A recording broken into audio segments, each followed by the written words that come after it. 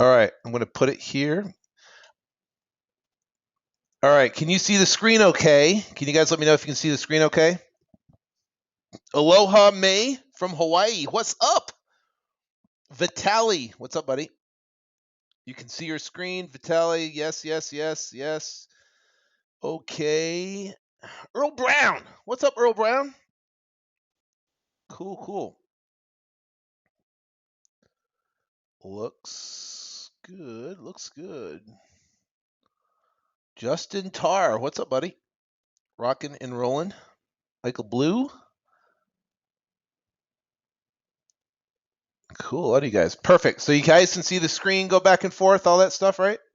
Okay, good.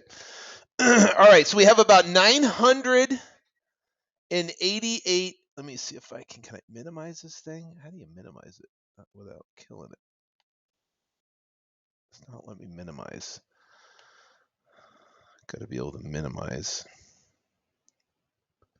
I guess I'm just going to stick it down here in the corner. This GoToWebinar thing. So we got a lot of people on this call right now. So let's get this show. Oops, I paused it. It says paused. Okay, on air.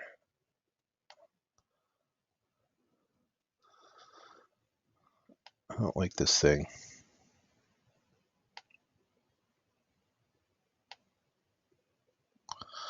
I get this stupid GoToWebinar thing in the way, and I'm trying to record it, so I'm trying to move it. So bear with me. All right, you guys can see the screen okay, right? So that's good. All right, so I'm going to stick this down here, and I'm just going to go. It's time to rock the house. All right. Hello there. My name's Sean Terry, and I'm here in lovely Phoenix, Arizona. I'm excited to be with you here this evening. Got a ton of stuff I want to cover with you. I hope you had an absolutely phenomenal holiday, an incredible new year. And this is the best time of year because there's a renewed energy in the air. There's excitement about the new year coming, changes, whether it be in your health, whether it be in your family, whether it be in your finances, whether it be in your career, whatever the case may be, is that now is a time to embrace this time of year and to make plans. So, interestingly enough, with my team, we sat down on the 29th and the 30th, which is a Monday and a Tuesday of December, and we went through all of our future goals and what we're accomplishing in 2015. And we've got some gigantic things. So what I want to talk to you about is primarily what we discussed in that closed door meeting. We literally were closed door for 2 days straight, and literally we went through every aspect of the business, and what we are planning for 2015 when it comes to financial goals, when it comes to different tools we use for planning purposes. So this, if you are a brand new and you've never done a deal, or if you're brand new involved in real estate, I can tell you this is going to be more advanced. We're going to go through a lot of detailed stuff, and I'm going to get pretty deep into numbers, and what they mean to your business, to your bottom line. So if you're brand new, please don't get intimidated. I wish I would have known this information when I first started. It would have saved me thousands and thousands of dollars, tons of time, frustration. And the cool thing is, if you are brand new, it will allow you to focus only on the right specific numbers in your business that will drive success. Okay, and that's the focus. And that's when I have a team of people, and when we do that, each person has their own number, and when they have their own number, what happens is it drives them. They have a number one focus, and they report every single week on their specific numbers. and they get perks if they achieve that, and incentives and stuff like that. So we're going to talk about that now. If you are intermediate, if you've done a couple deals, 2 or 3 deals, or if you're advanced, you are absolutely going to love this webinar. I can tell you that right now. This is going to be completely up your alley. I saw guys like Alex Pardo, who's on the line, who's a wholesaler out of Florida, just got married, and I follow you on Instagram, Alex, which is cool. But anyways, the guys like him, he does lots of deals, and so someone like that that's done a lot of deals, is generating well over 6 figures a year. It will completely eat the stuff. Brad Donnelly's on the call. Brad came to one of our 3-day intensive, which was amazing. He came there, and he was an interesting guy. I love Brad. He's so much fun. We had a blast. But really cool stuff where he's making right around $15,000 to $20,000 a month in revenue. And about a month to 2 months after our 3-day intensive event, his income jumped from $15,000 to $20,000 a month to $100,000 a month. I think he had like a $98,000 month. Now, I'm not talking a year, I'm talking about month. So the information, and the information I'm going to share tonight is more detailed and specific than what we talked about at our 3-day intensive. Because here's the thing, I'm in this business every day. 90% of my income comes from flipping houses, from doing deals, from looking at properties. And obviously, I don't go out and look at a lot of properties. I have an acquisition manager. I have a disposition manager. I have someone that manages the phones. I have a transaction coordination person. But when you have a team like that, what the thing is I'm completely knee deep in real estate, looking at deals, blasting out properties, talking to buyers, talking to sellers. Actually, just before I got on this call, I was on the phone with a seller on a property we're working on that had some concerns that we wanted to handle.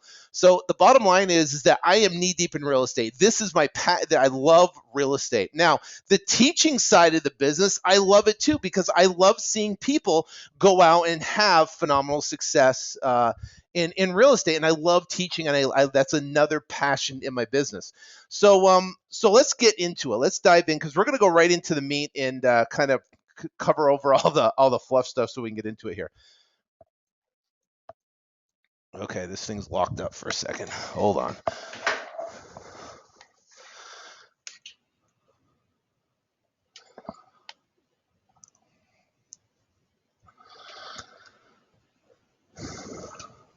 Okay, you can't hear anything. Okay, can you hear anything? Are we on?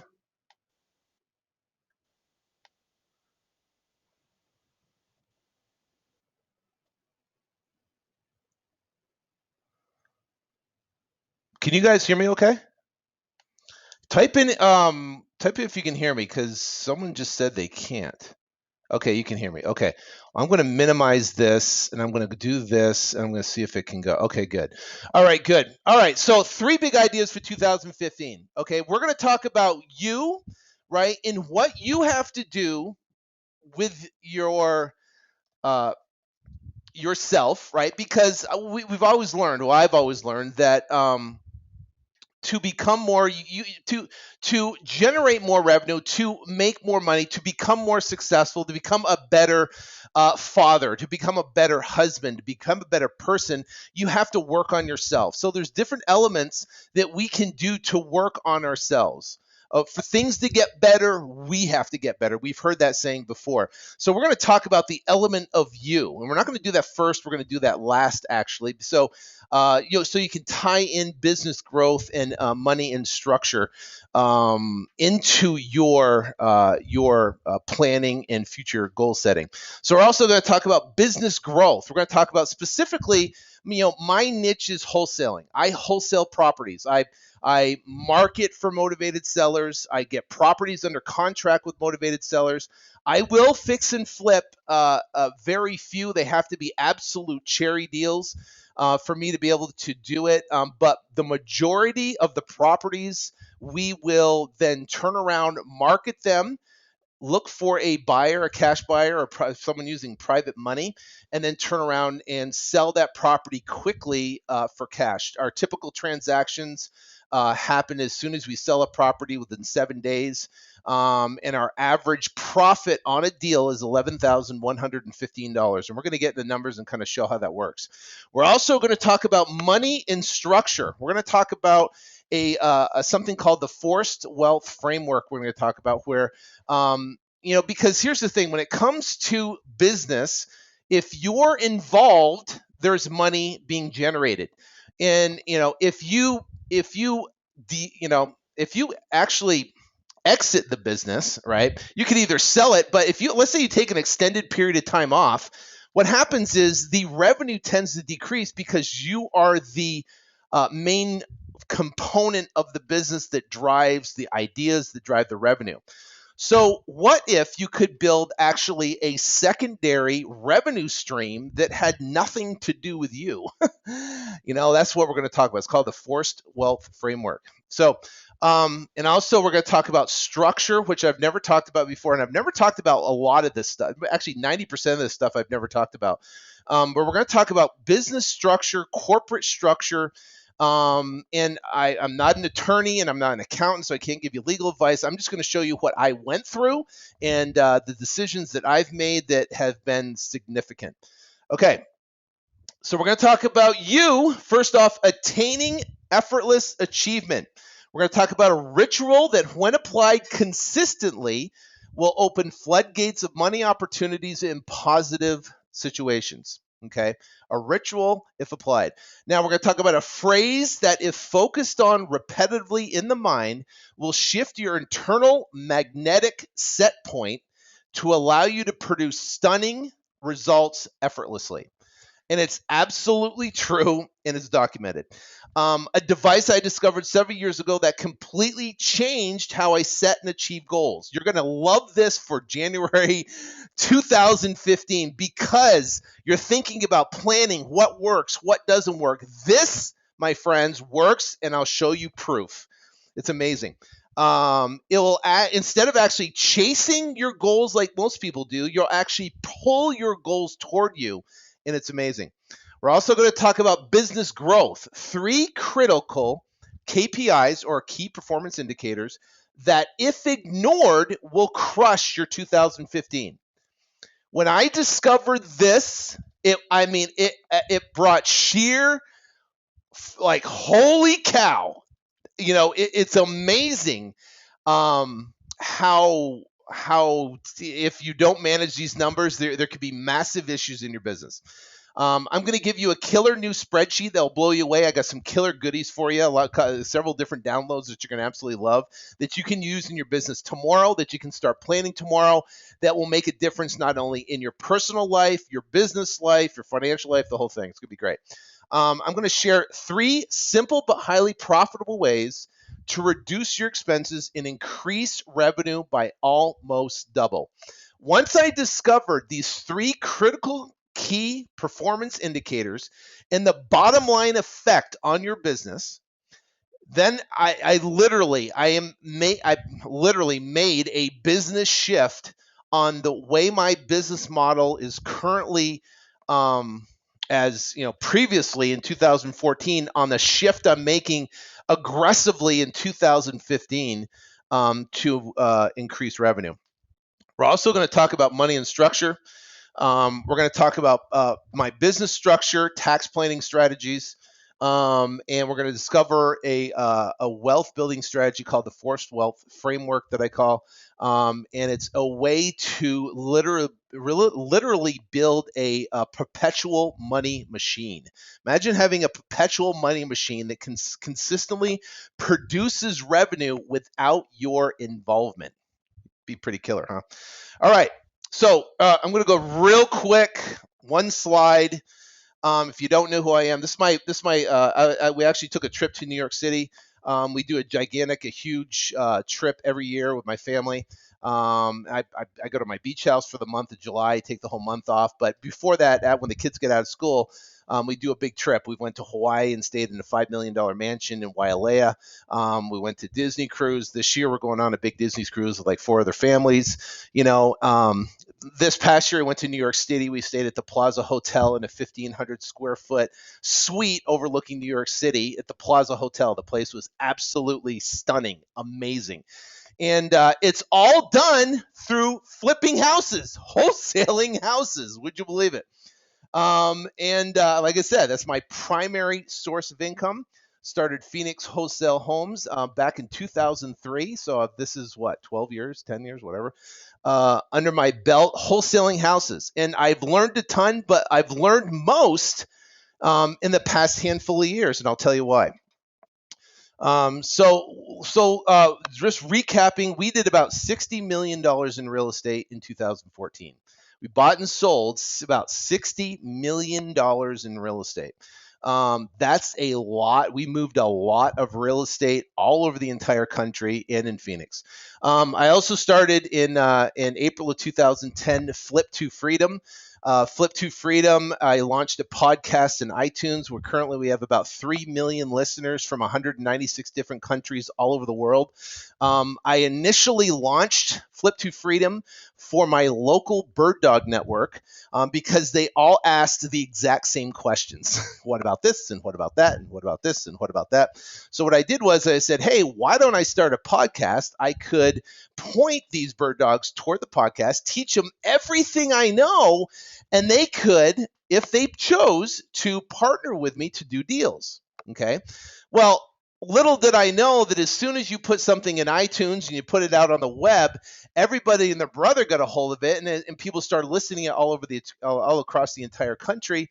And then I started getting requests from doing deals all across the country, and it literally blew up. It was something that I wasn't anticipating. It wasn't planned. It wasn't strategically thought out. It was literally, I'm going to put up a website, I'm going to record a podcast, and I'm going to put it up there for my bird dogs to listen to. That's how the whole story of Flip to Freedom. Well, in November of 2010, I had a ton of people saying, hey, can we get more information? Can you put stuff together? So I started a membership site. It's Flip to Freedom Academy. There is tons and tons of content in there, and it teaches people from start to finish how to go out and not only first off be able to locate deals and start off from if you know nothing about real estate to build a multi-million-dollar business. Flip to Freedom Academy has well over 5,000 members all across the entire country of people doing deals. We have a private Facebook group that's really killer, but it's grown dramatically. We also started the company 1-800-FAIR-OFFER, which is a national brand for buying and selling houses. And I do all my front-end marketing when it comes for sellers using the 1-800-FAIR-OFFER brand. Now, interestingly enough, there has been a test recently on someone who used the word fair or it was like cash now or fair offer, and fair offer literally got a 20 to 30% higher conversion rate because sellers magnetically want a fair offer. Yes, they want cash, but they want to be treated fair and they want a fair offer. So this brand I started with Alex Youngblood, and it's been incredibly successful. It's been a complete shift on the way we do things in the business. Instead of coming from an unbranded standpoint, we come from, and I'm not going to get deep into, I'm not going to get in this all. This is the only thing I have on 1-800-FAIR-OFFER. But the bottom line is with 1-800-FAIR-OFFER, when we go in and compete against other investors. So if a seller has multiple different investors that they're talking to, what is going to separate you from everybody else, right? And what we have done is to create a solid brand, right, with an A+ Better Business rating. That also too, when we're going in there, guess what? Our guys show up with 1-800-FAIR-OFFER business cards. They have a 1-800-FAIR-OFFER shirt. They have a 1-800-FAIR-OFFER iPad presentation that walks them through the entire process. And when they walk in, they're going, wow, I am dealing with a professional and a professional company. Other investors, they come in and I'm Joe Blow cash buyer, and they have their car wrapped, and they drive up in a beat up car, right? And say, hey, I want to, get your property under contract. So what it does, it separates instantly by creating immediate credibility. Right, and then you put in the word fair offer. It literally just it creates that. So our business has done incredibly well just because we get deals that there might be 4 or 5 other investors that are competing for the same property, and we are able to come in there and get that deal done because of the brand. So something to think about. Something to think about. They also too, we're launching this month, actually in the next couple weeks, a company called Velocity Capital, and it's Velocity Capital is a hedge fund that we've launched that will lend money for transactional funding for people all across the entire country. And also, too, it will lend hard money or private money to all my investors, all my Phoenix wholesale home investors that are purchasing my properties left and right. We are, instead of me referring that business away, we're going to be able to refer that to Velocity Capital and be able to keep additional revenue in-house that way. So those are the current companies that I operate and manage and run with a team of people to make it happen. So anyways, let's get into it. Let's get into business growth. And this is basically the framework. We could go from business growth to money and structure to you in you. If we talked about you and goals and stuff like that first, you wouldn't be able to integrate it to the business growth and money structure. We're going to talk about money structure, business growth and money structure first, and then you can take that information and incorporate it to you in your plans for 2015. All right. So what's the biggest problems, right, that we have to tackle as wholesalers or entrepreneurs? In this business, there becomes a lack of consistent revenue. Okay. 1 month it might be you do 100 grand, right? Next month you're going 20 grand. Well, where'd the other 80,000 go, right? How do you create consistency in a business, right? And being able to do it consistent each and every month so you can make income predictable, right? The next one is not knowing what marketing efforts produce the highest ROI. Okay. Not knowing specifically what marketing efforts produce a specific ROI, not tracking it correctly.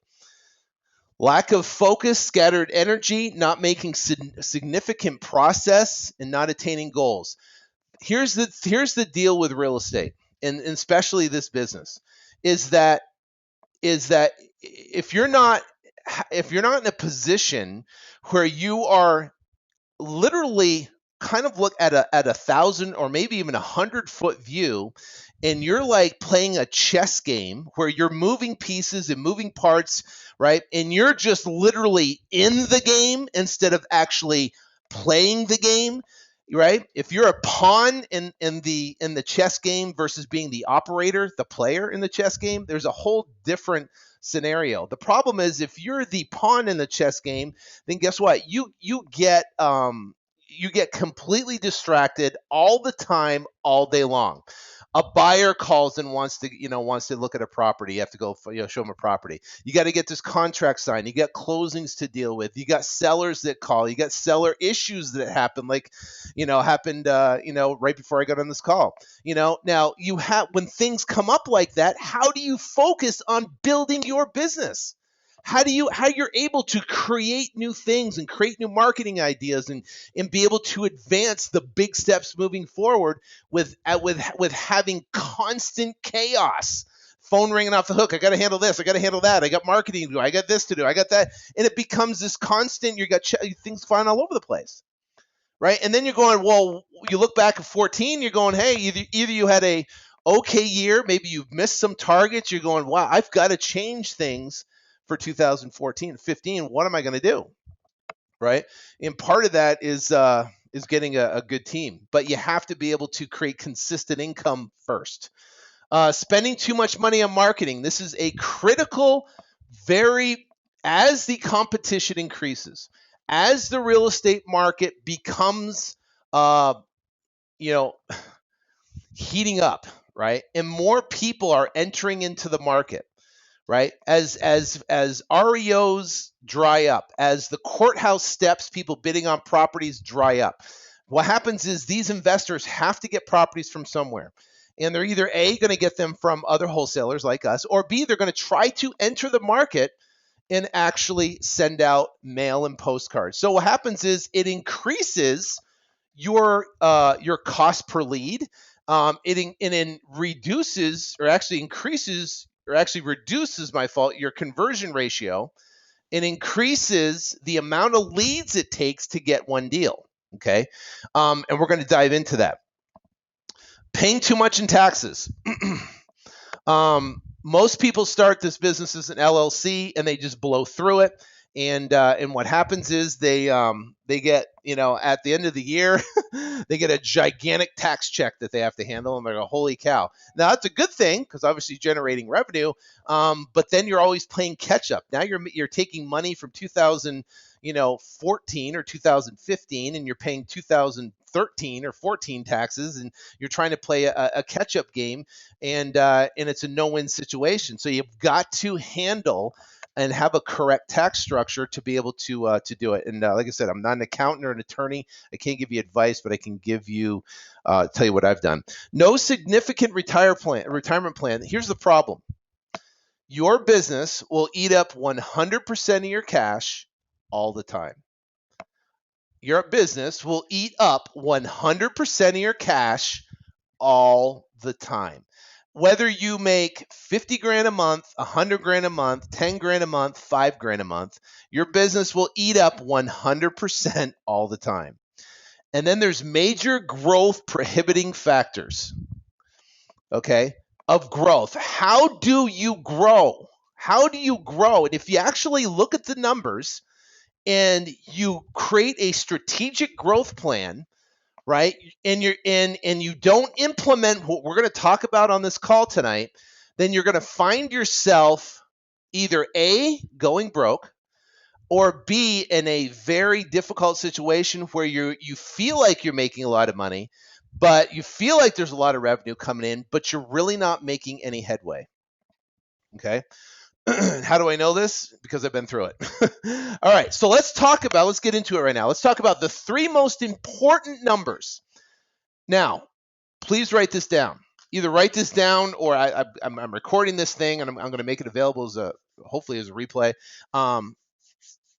Last time I tried to record these stupid things, it didn't record. So anyways, 3 most important numbers. Here they are right here. 3 most important numbers. If you don't know these numbers in your business right now off the top of your head, then you have to get a grasp of it on 2015. Okay. The first one is average profit per transaction. Okay. My average profit per transaction is $11,115. Okay. That is after settlement costs. That is the wire that goes into my account. Now, interestingly enough, I'm paying roughly $1,000 per transaction. Okay. So our initial spread on the deal is roughly $12,500, depending on the size of the property. And then once it closes, our net to the company is an average profit per transaction of $11,115. Okay. Now I want you, and I'm going to put all this in a spreadsheet for you here in about a second.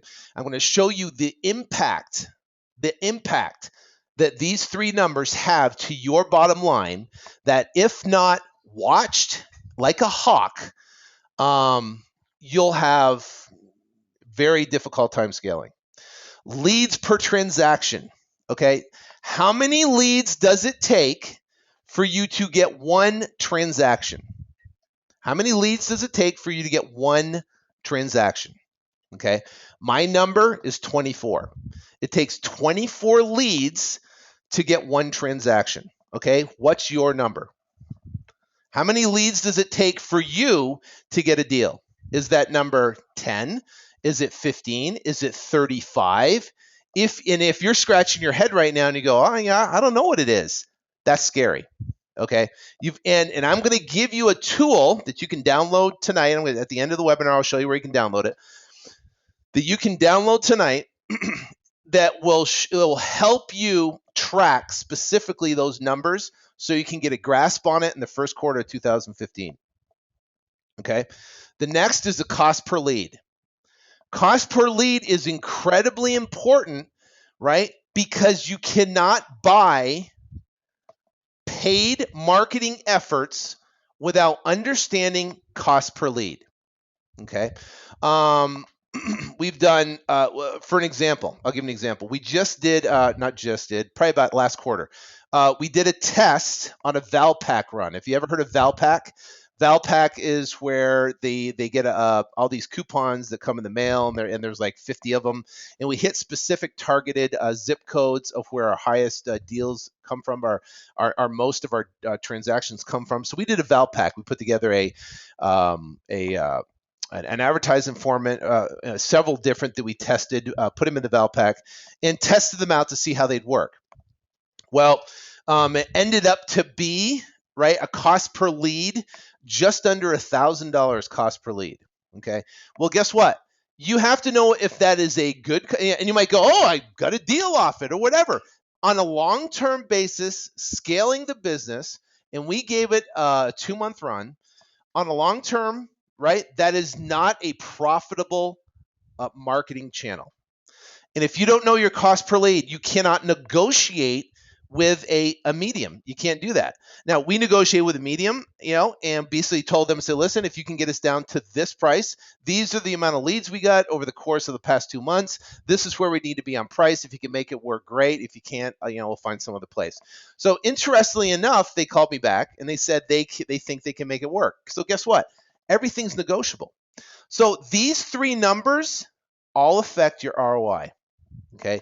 And our ROI is return on investment. What is your return? Because the bottom line is when it comes to paid marketing, when we're paying for marketing, you have to get an ROI. If you don't get an ROI, then why are we in business? That means we're spending money to turn around and generate X amount of revenue. Now, I don't want to do a business where I get a 5% ROI or a 12% ROI. We want to get 100% to 150% ROI. Okay, so let's get into the spreadsheet here. I call it a revenue matrix. Okay, and in the revenue matrix, what it does and what it will do for you is it will show you the leads needed annually. So what we're going to do, so I'm going to take you in the spreadsheet real quick, and then I'm going to show you at the end how you can get it for free. You can just download it. But what I do is you can put your income, the amount of money that you want to make. You say, okay, I want to make X amount of dollars in 2015. You put that up in the corner. Okay. And then what you do is then what it will do is it will calculate out everything else. And it will tell you the amount of leads you need annually. Why is that important? Because and it's all calculated based upon your average, the 3 numbers that we talked about. So the goal for you is that if you don't know these numbers, don't feel bad. It's okay. It's okay. Know that now you want to make it a goal in your first quarter of 2015 is to really dive in and understand these numbers so you can track them and understand them emphatically. So, for now, you can use my numbers that I have, but until you get your numbers in there, then you can see how it will affect your bottom line. So the leads needed annually, leads needed quarterly, leads needed weekly to hit the revenue goal. So it will break down the amount of leads you need to get on a weekly basis. Okay. So I meet with my team every Monday morning at 10 o'clock. Okay. And we meet for an hour and a half, 90 minutes. And what we do is they report on numbers. Then we talk about issues and how to overcome issues that we can resolve them forever, right? And then we get them all pumped up for the week to go out and hit their numbers for the week through incentives. And then guess what? We reconvene the next week and then report numbers. It is a weekly reporting process. And if you report on a weekly basis, the goal is to dive to is those three numbers. Where are we at each week, each month, each quarter to get these three numbers? Okay. Reveal what numbers need to improve to decrease expenses and increase revenue. Now, when I started building the spreadsheet and kind of playing around with it and looking at it and stuff, I was like, holy cow. And I started looking at where the most revenue comes from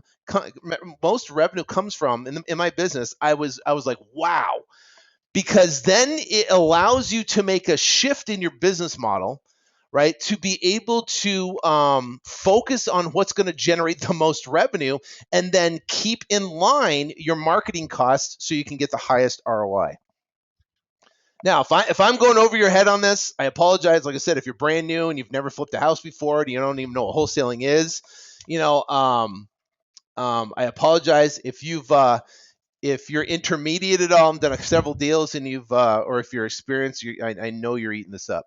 All right, so number of deals needed to hit revenue goal based on your average deal size. It also calculates ROI, expense ratio, total expenses, and expected revenue for you in your bottom line. Now, let's take a drink of water. All right. First off, here is what I call is a scorecard. Okay. This scorecard is what we report on every single week. So I'm going to give you the revenue matrix, and what the revenue matrix will do is allow you to populate the goal. Okay. And once you populate the goal, right, then you can start tracking on a weekly basis. And obviously, change this to make it your own. We do everything on Google Drive, and we have a shared docs and stuff and back and forth, which is cool. So this is an Excel spreadsheet you can download if you want to upload it to Google Drive. You're more than welcome. So anyway, so it has, first off, it has who's responsible, whose number, right? Then the measurable, the goal, and then the week of the reporting. So we have pipeline revenue, and what this does, it gives us the total view. So I want to be able to be in California at my beach house and be able to look at this scorecard and know exactly where we stand financially on one spreadsheet. I want to look at weekly revenue. This is what we did for the previous week, and this is future weekly revenue, what we're doing for the current week. Okay. These are closings. How many closings did we have last week? And how many expected closings do we have this week, right? Because we meet on Monday. And you can meet on Friday, and it could be for that week and actually report that week of work if you want to do it. Depends on you. I like to meet on Monday because we get to leave on Monday. Boom, you got to bust it out, and everyone's excited for the whole week. You meet on Friday. Hey, I'm excited to go out and go on the weekend, and that's it. All right, Brandon, this is marketing leads, right? So how many leads did we get for the week, right? And how many either postcards or what type of marketing did we do, right? This is Jerry Beth. How many contacts? How many people did she talk to? So she has a number, of people that she has to talk to on a weekly basis. How many email offers were made, right? And how many contracted did she get? How many offers did she make? How many contracts did she get? Nate, how many appointments did he go on? How many offers did he make? What's the contract value? What's the contract number value and the contract value? This is Brandon. This is outside sales. These are outside of marketing efforts that Brandon generate sales. And this is Chelsea, CFO, all our marketing efforts, and then year-to-date revenue. And this will blow down into a cost per lead, leads per contract, and the average contract value. So when you do that, what happens is that as you go through the weeks, you're going to see your cost per lead is going to go up. It's going to be like, 260, 270, and it's going to go down. But what it's going to do is over a quarter, it's going to average out to where you're going to have a number at the end that's going to be your cost per lead. And then you're going to have an average contract value. Okay. So and I introduced this scorecard probably about 3 or 4 months ago. So you guys, some of you might have seen the scorecard, but you may not have known how valuable it is until now. You might not know exactly what these numbers mean to your business and how to basically extract these numbers for your business and put it into a profitable forecast. So let's get into it here. So that's your scorecard. Here's your revenue matrix. Okay, so what I have here is a revenue matrix. We have your annual revenue goal. This is your weekly goal of how much revenue you got to produce weekly. This is paid deals needed, 900,000. Self-generated deals, we'll talk about that. Annual deals needed, 9. Quarterly, you need 2. And this is for 100,000 revenue. What I do here is I have a revenue matrix for a solopreneur. Okay, this is a solopreneur. This is someone as a single man operator. That you're just doing deals yourself. You don't have a team of people. You do everything yourself. You do all the marketing. You do all the talking to sellers, talking to buyers, blast properties, doing everything yourself. So this will give you an interesting view of what you need to do. So, and I just put initially 100,000 in here. So annual deals, 9. Deals needed a week is 0.2. Annual leads needed. So to generate this revenue, we need 216 leads a year, or 54 a quarter. Okay, or 4 leads a week, or 18 a quarter. That's it. 4 leads a week. That's it, based upon these numbers. Now here's the thing: projected annual marketing budget. Projected weekly marketing budget. Now, why do we do weekly? Because we report everything weekly. Okay. Now we got self-generated, which we'll talk about in a second. And then here is the defining factor. Here are the numbers that make all this work. Okay. So let's play around with this. Well, first off, let's look at this. Here are my numbers: $11,115. It takes us 24 leads per contract, and the cost per lead is $252. So it's $252 cost per lead. Okay, that's pretty expensive. Now, in this particular scenario, at $100,000, you're generating $2,000 a week, and you have 0 self-generated leads. You have an ROI of about 84%. Your net revenue, this is going in your pocket right here. $45,000 out of the $100,000 is going in your pocket. Your expense ratio is about 54%. That means 54% of the money is going out for expenses, and total expenses is $54,000. So your total revenue, you crank it out, you do 100,000, you're busting out, right? Hey man, I did 100 grand this year. Look at, if you have these numbers. Now, here's something that is going to shock you. I'm going to take the average deal, and I'm going to call it $8,000. I took it from 11,000 to 8,000, right? 100,000 in revenue. Look how much net revenue I make. $24,000 a year. Expenses, $75,000. Look at that. 13 deals, right? 8,000. So now we increase the amount of deals, right? So now what if we take this right here and we go from 24 leads? And I didn't do a big jump. I went from 8,000. So when you're talking to a buyer on the phone, the buyer goes, "Hey, I know you have it listed for, $12,000. Can you do 10?" And you go, "Well, I think I can make it. I can do 10." Look at that. Or you say, "Listen, I'm at 10,000, but then you go, "Oh, I can take 7." Realize that what that is going to do to your business if you take a 3,000 and you create a consistency and you create a habit. So a buyer calls up and says, "Oh, hey, I know you got listed for this. Can you take it for this?" And you come down on the price. You have it for $150,000. Can you take 147? And you're thinking, "Oh, no big deal, 147. I'm in it for 140. I'll make $7,000. Boom, let's do it." Well, look what happens.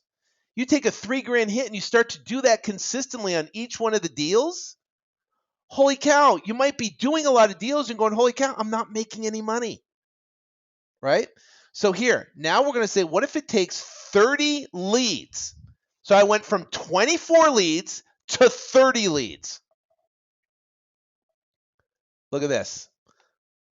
I dropped from 11,000 to 8,000, which could be a simple conversation with a buyer that asks, instead of 150, do you want to take 147? You go, oh, sure, right? And you took 24 leads up to 30. And I kept the cost per lead the same, which is my cost per lead. $100,000. Look how much money you make at the end of the day. $5,500.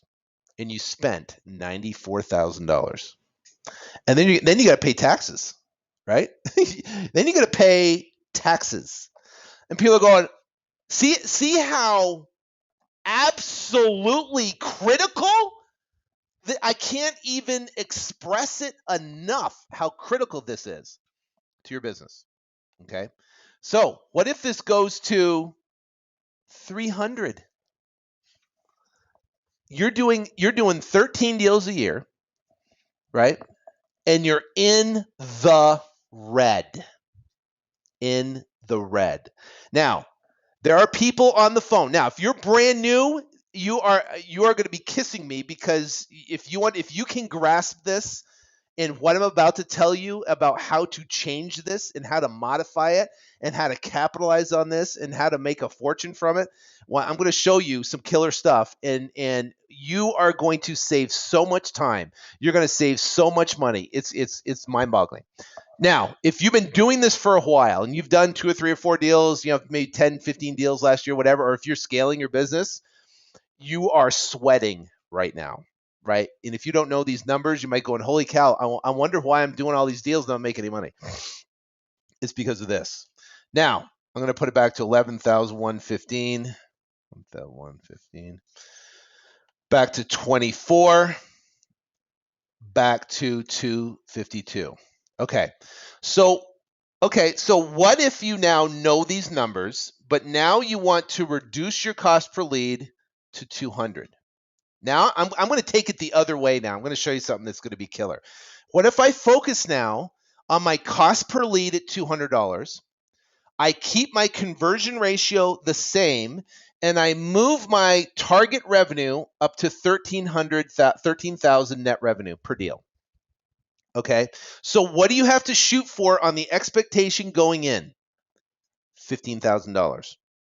Okay, $15,000. And there's some people on the phone going, well, I'm in a market where the deals are lower. I mean, I flipped. We bought a house for $8,000 and turned around and flipped it and made 15. I think we made $20,000 in the deal. So don't tell me it can't be done, because it can be done. So the bottom line is the expectation going in. So my guys are trained. $15,000 is the number. That's it. That's where we're going. That's our target. Because if we get $15,000 after settlement and closing and whatever, guess what? $13,000 is going to come back to the company. And 24, and our goal is to hit $200 per lead. Now, what does that do? 37% expense ratio. Now we make $63,000. Now I'm going to introduce to you a component that's going to change everything. It's called self-generated. And what I'm doing is I'm incentivizing my team. And if you're a solopreneur, right? Solopreneur, then you want to incorporate this in your business starting today. Self-generated deals, right? Off the MLS. And I'm going to get into it. Let's call that for a year. Let's say JV deals. This was with other bird dogs, and we're going to do for a year, right? Or let's call it 2 a year. and let's say we have one referral. Now look at this. We switched it from marketing, right? Now we got one deal off of marketing.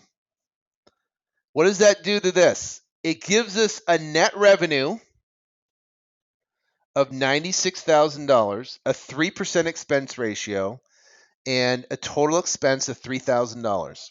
And what did you do different? What did you do different? You generated deals that didn't cost marketing dollars to generate.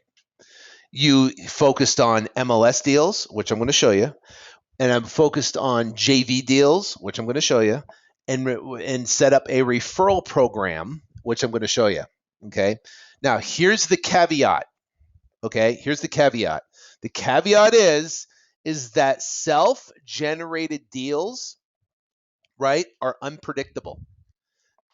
So when you're scaling, if you're doing 100,000, it's no big deal. You can build an extremely easy business off solely self-generated deals, and do absolutely fine. But if you want to do millions and millions of dollars in this business, then you cannot solely focus on self-generated deals because it is unpredictable source of income, and you have to have predictable. That's why there has to be marketing involved in it. Okay. Now let's take this up. Let's go over here. Let's take this up to say 500,000. So now you want to make $500,000 a year, right? Guess what happens? Now you get 151,000 in marketing. You need 755 leads annually. If you just do this, these 7 total self-generated deals will save you $33,600 in marketing, right? And you need about $10,000 a week in revenue. But you still, on 500,000, you're making 348. So here's the deal. What if you can increase this to 10? What if you can increase this to 10? What if you increase this to 5? Now look at, now you got 13 deals coming from paid. You got 25 deals coming from here, right? And now what it does, you do $500,000. Holy cow, you're pocketing $435,000. Guys, I hope a light bulb is going off, because when I saw this and I was like, the impact on the business, I literally was like, I did self-generated deals. We did MLS, a couple things. We kind of flammed around with JV deals and stuff, but we weren't serious about it. This year in 2015, it is a laser focus. Okay, that's only 25 deals. It saves $120,000 in marketing expense. Okay, now I'm going to go over here and I'm going to go to a team. So you've got an inside sales rep, makes $36,000 a year salary, commission 5%, JV commission 10%. Outside sales rep, $36,000 a year, commission 10%, self-generated 15%.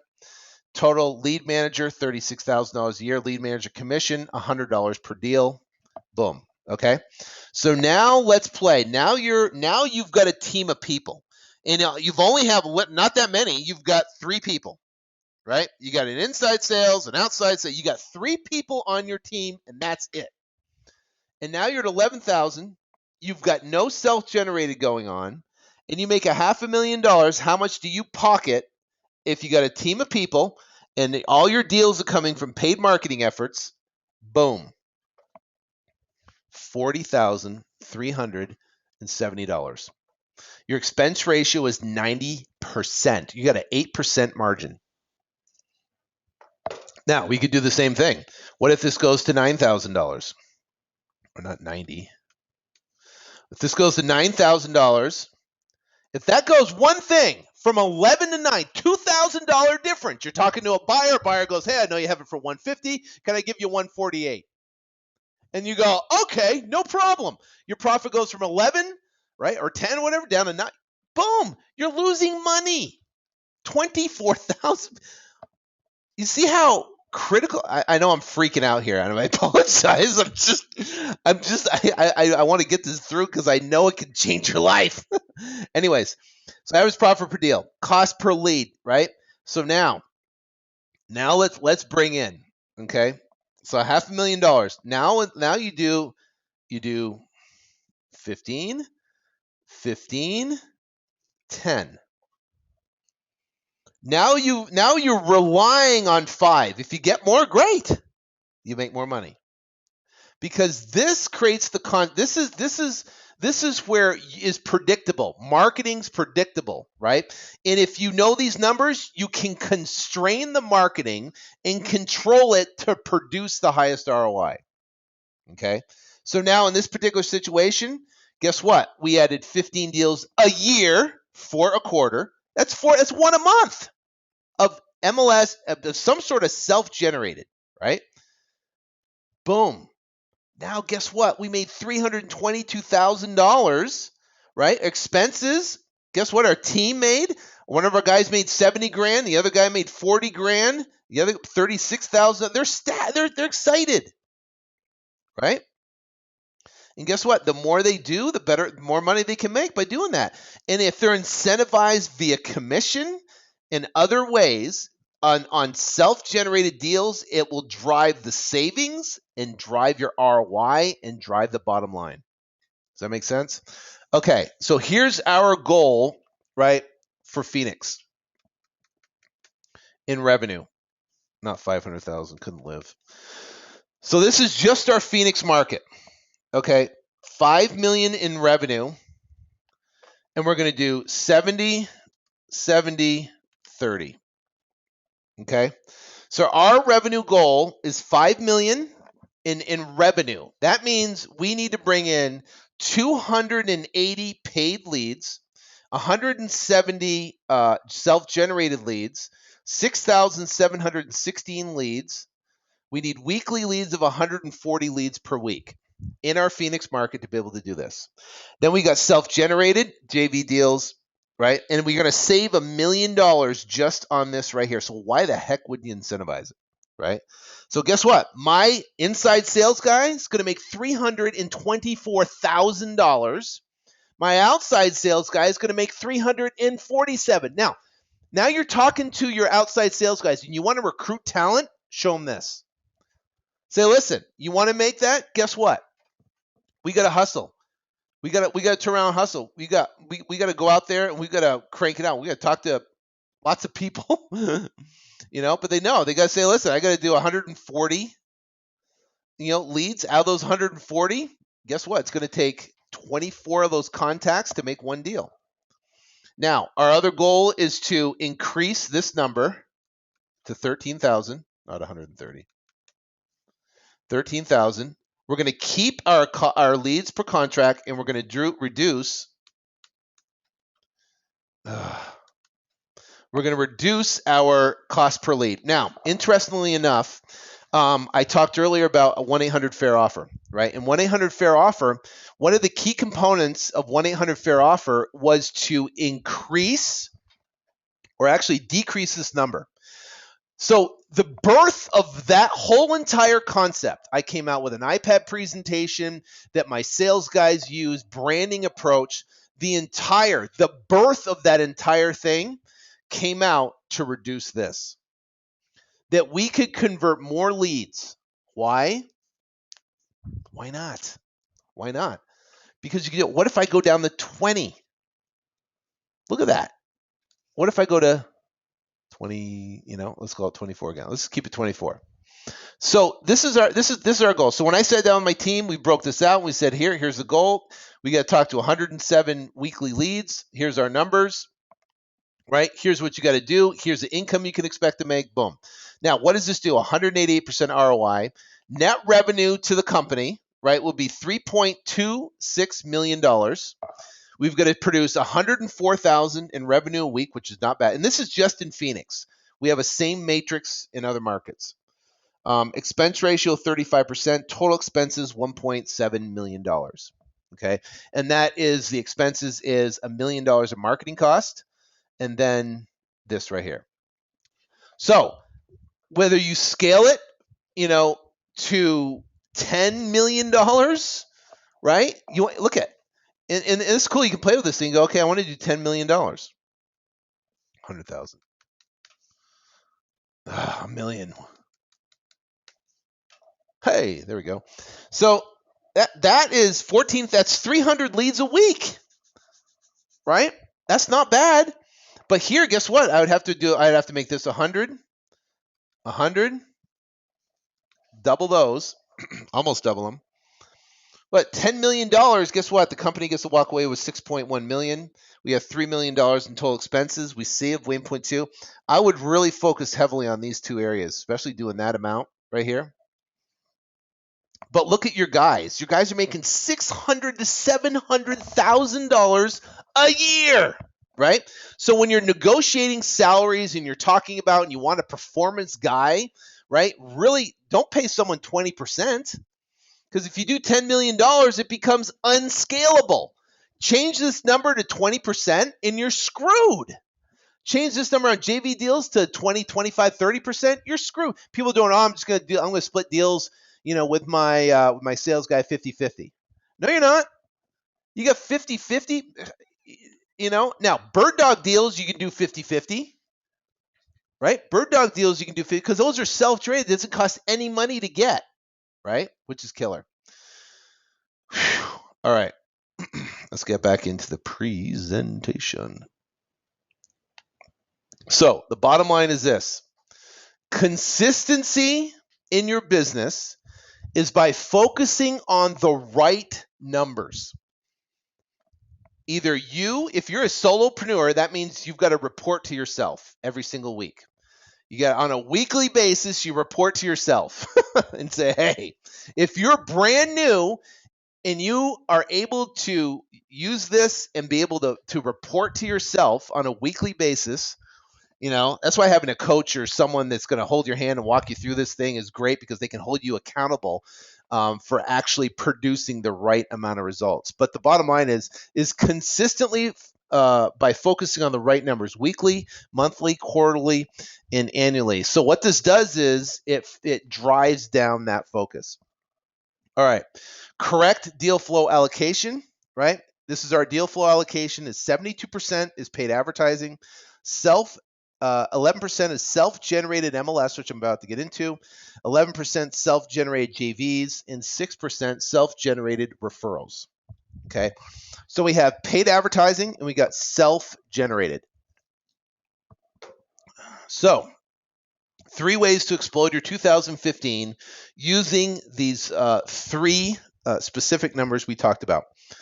MLS, JV deals, and referral system for buyers and sellers. So self-generated deals off the MLS. Now, I got this idea from a gentleman by the name of Todd Toback. He's out of San Diego. I met him through a friend, Joe McCall, and he essentially invented this, and it's brilliant. So I want to give him the credit for that. But self-generated deals off the MLS. So what you do is you target pending listings on the MLS that fit a specific criteria. So maybe you don't have to focus on like REOs or anything, but you can focus on probates. You can focus on distressed sellers, and those are all searchable items inside the MLS. Okay, and they fit a certain criteria of the target market you want to be in, right? Maybe a target area where you know that a lot of buyers are buying. Obviously, you don't want to hit every property. You got outskirt properties that don't fit the bill. Tell the agent that you are unrepresented and they can get 100% of the commission. What this does is it gives the agent incentive, right, to pick up the phone and call you if the deal goes south. So what you are going to become to this agent is a backup buyer. So now the property is pending in the MLS, right? There are countless transactions that fall out at the either A, 10-day inspection period, or B, the close of escrow for various different reasons. The inspection might have failed. There might be too much work, and there was and it could be, and the buyer backed out. At the close of escrow, the financing could have fallen out, and then it becomes back available. So it happens all the time. Agents who are in escrow love backup buyers, especially if you come unrepresented, because instead of getting 3%, now they could essentially get the entire commission of 6%. That's a huge motivation. So you are the backup buyer. Ask the agent what number will it take to get the deal done if we pay cash and can close quickly. Okay. So the interesting thing is the agent will call you up. Now the goal is you want to call the agent back on the 10-day inspection and close of escrow. And the 10-day inspection said, "Hey, just wanted to see how it went, see if you guys passed it. Oh no, I think the buyer's going to back out." And you say, "Great. If he does back out for some reason, if we're going to pay cash and close quickly, so I can do my due diligence on the property and run the numbers, where would we need to be if we can get this sucker done quick?" Now the agent will sometimes tell you, right? They'll tell you where you need to be on the property. Say, listen, if you're around, they won't give you a specific number, but they'll give you a round and about number. If you're around this number, it'll work. So now, self-generated JV deals. Okay, this is huge. Start a meetup group on meetup.com and hold monthly meetings. Okay. Now you can go to meetup.com, and Meetup is a great, it's almost like a search engine for people that want to meet other people and come to groups, right? There's gigantic, huge, massive meetup groups. Go to meetup.com, check it out. And there's massive amounts of meetup groups. You can start a meetup group. I think it's free. And you can have people almost, it's like a search engine. People find you, and you can start building a local group of people that you could teach how to go out and find properties. So, essentially why I started the podcast, I to teach people how to go out and get deals, is what I did. So what we're doing in our business is we started a local meetup. And obviously, I have a lot of local people. I'm in construction on my office right now. We are about 60%, 70% complete. We went over there last night. All the electric's in, the drywall's in. We just got to get the flooring and the lighting in, and we're close. But we're going to have it. Part of it, my office is we're going to have it at my office because it's about 3,600 square feet. So I can have it at my office, which would be great. We could do that monthly. Teach new wholesalers how to locate deals via bandit signs, door knocking, and direct mail. This is incredibly huge because what do you bring? As an experienced person, you bring a buyer's list and the know-how to get the deal closed. A lot of wholesalers don't want to deal with that. They just want to go locate properties and not have to worry about selling the property. So what you can do is, they bring a property, you can split the deal with them 50-50, right? And you can turn around and sell that property. So they're locating the property, and you're able to send it out to your buyer's list and get the property sold. Now, picture this. Imagine having 10 people that's a part of your meetup group, right? Or looking. And 10 people put out 50 signs a weekend, bandit signs. You have 500 signs out there all over the marketplace. Calls are coming in. Bird dogs are now, they're talking to these JVs are now talking to the sellers, getting them under contract, and then able to bring the properties back to you. Now, have I had bird dogs that or JVs that they get up and going with me and then they want to go do their, yeah, who cares? I don't care.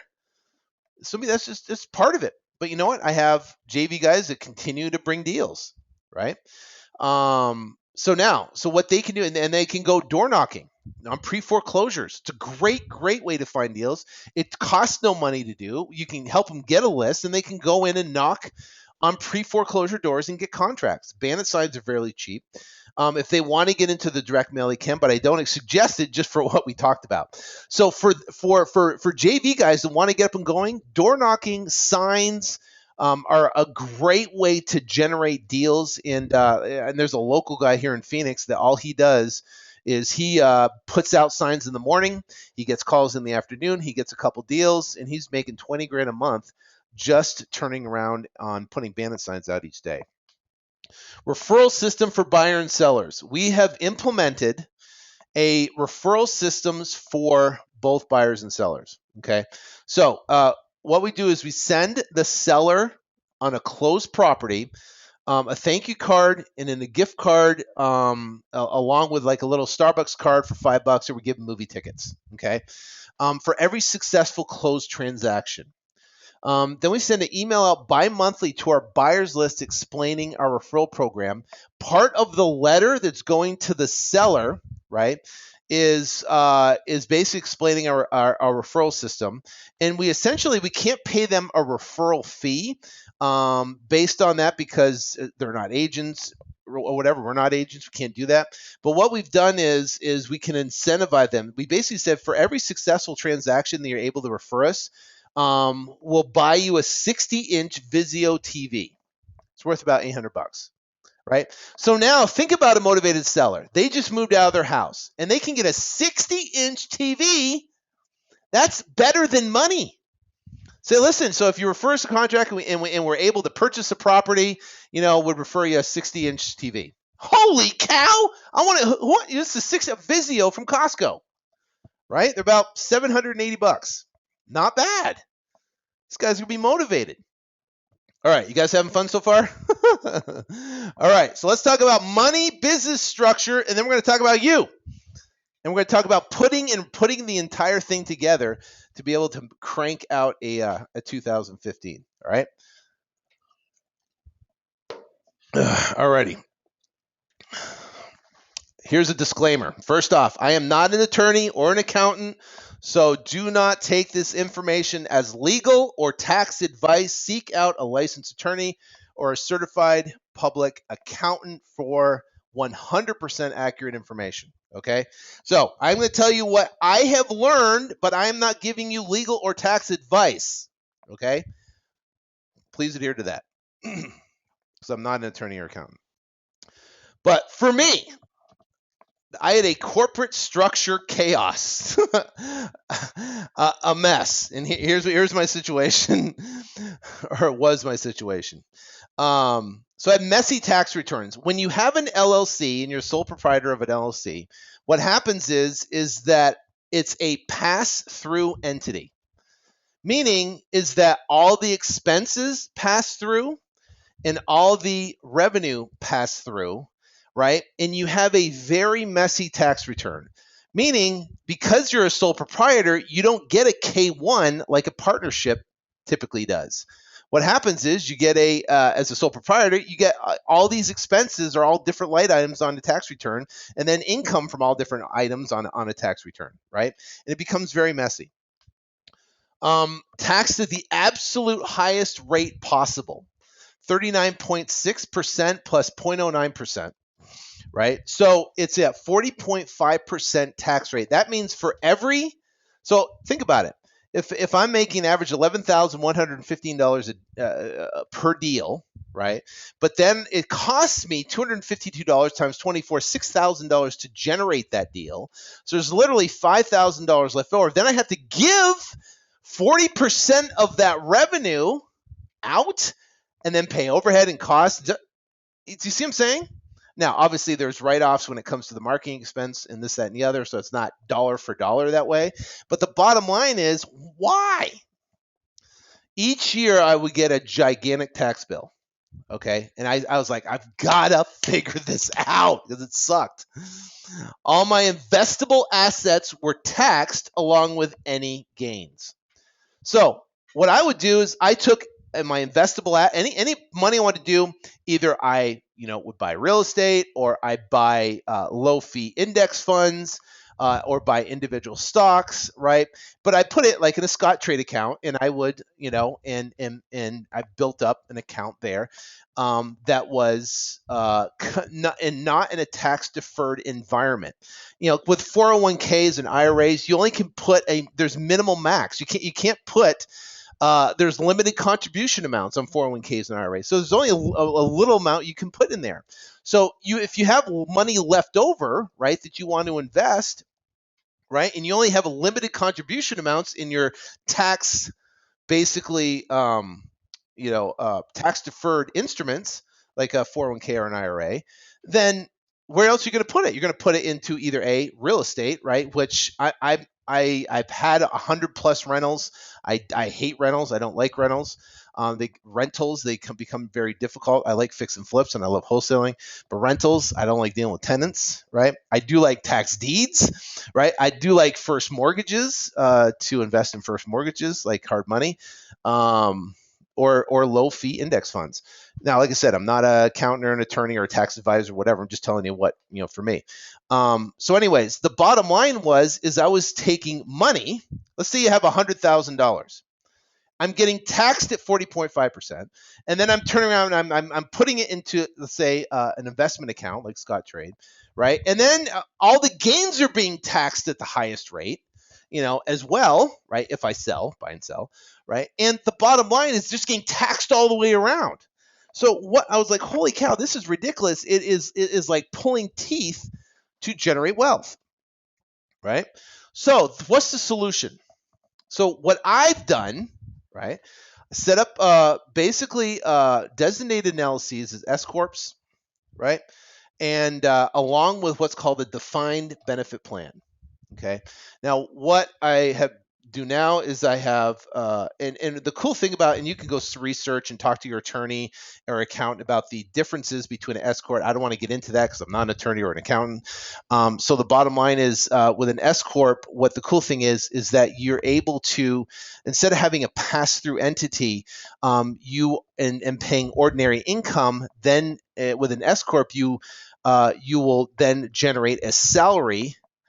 Which now you're taxed as a wage earner, as a W-2 wage earner. So what I've done is have 200,000 salary to my wife, 200,000 salary to myself, and then I'm able to max out the contributions in my defined benefit plan to the tune of $230,000 a year, which is awesome.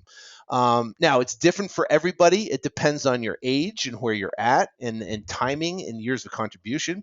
So you would have to talk to a fiduciary or talk to maybe even talk to your accountant. A lot of them have referrals that they can refer you to for setting up a defined benefit plan, but it's very easy. So here's some of the key benefits: clean tax returns, it reduces your basically your huge annual tax bill, right? Because you don't have to pay tax on ordinary income, right? Which could be tens of thousands of dollars. So it cleans your tax return. So instead of with an S corp, you're going to get your W-2. Let's say 200,000 for you, 200,000, or it could be 50,000. It could be 75,000. It basically just has to be a reasonable amount of money. A reasonable amount of income. It can't be $5,000. Okay. So let's say, $200,000. So now you got your W-2 income off that. So that's going to be on your tax return. And then any profit or gain inside the LLC will then come down as a K-1 that will go on your personal tax return, which is great. So now you got highest contributions of any tax deferred plan, better in the 401k or Roth IRA. Massive tax savings. And employee retention. The cool thing about a defined benefit plan, if you do have employees, after a certain period of time, right, it's typically 2 years, they can become vested, right, and there can be an employer match program, which would create employee retention, which is awesome. So those are some of the key benefits. Now, here's what I call the forced wealth framework to put this all together to automate it. So you don't have to think about it. Because what happens, what did we talk about earlier? 100% of your cash gets eaten up all the time if you don't find a way to force it to build your wealth, right? 100% of your cash gets eaten up all the time unless you find a way to force it. So the first thing is, and like I said, I'm not an accountant, I'm not an attorney. I'm just giving you my no advice. Talk to an accountant, talk to an attorney to set it up. This is just what I've done. S corp and a defined benefit plan set up so you can max out your W-2, max out your defined benefit plan contributions.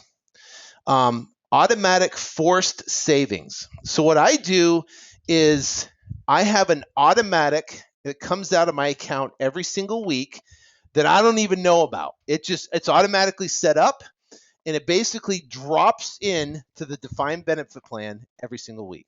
Boom, boom, boom. Now, a defined benefit plan, what's great about it is you can invest it in anything you want. If you want, obviously there's restrictions and just almost like a 401k, but the bottom line is it can be self-directed. If you want to buy low-fee index funds, you can.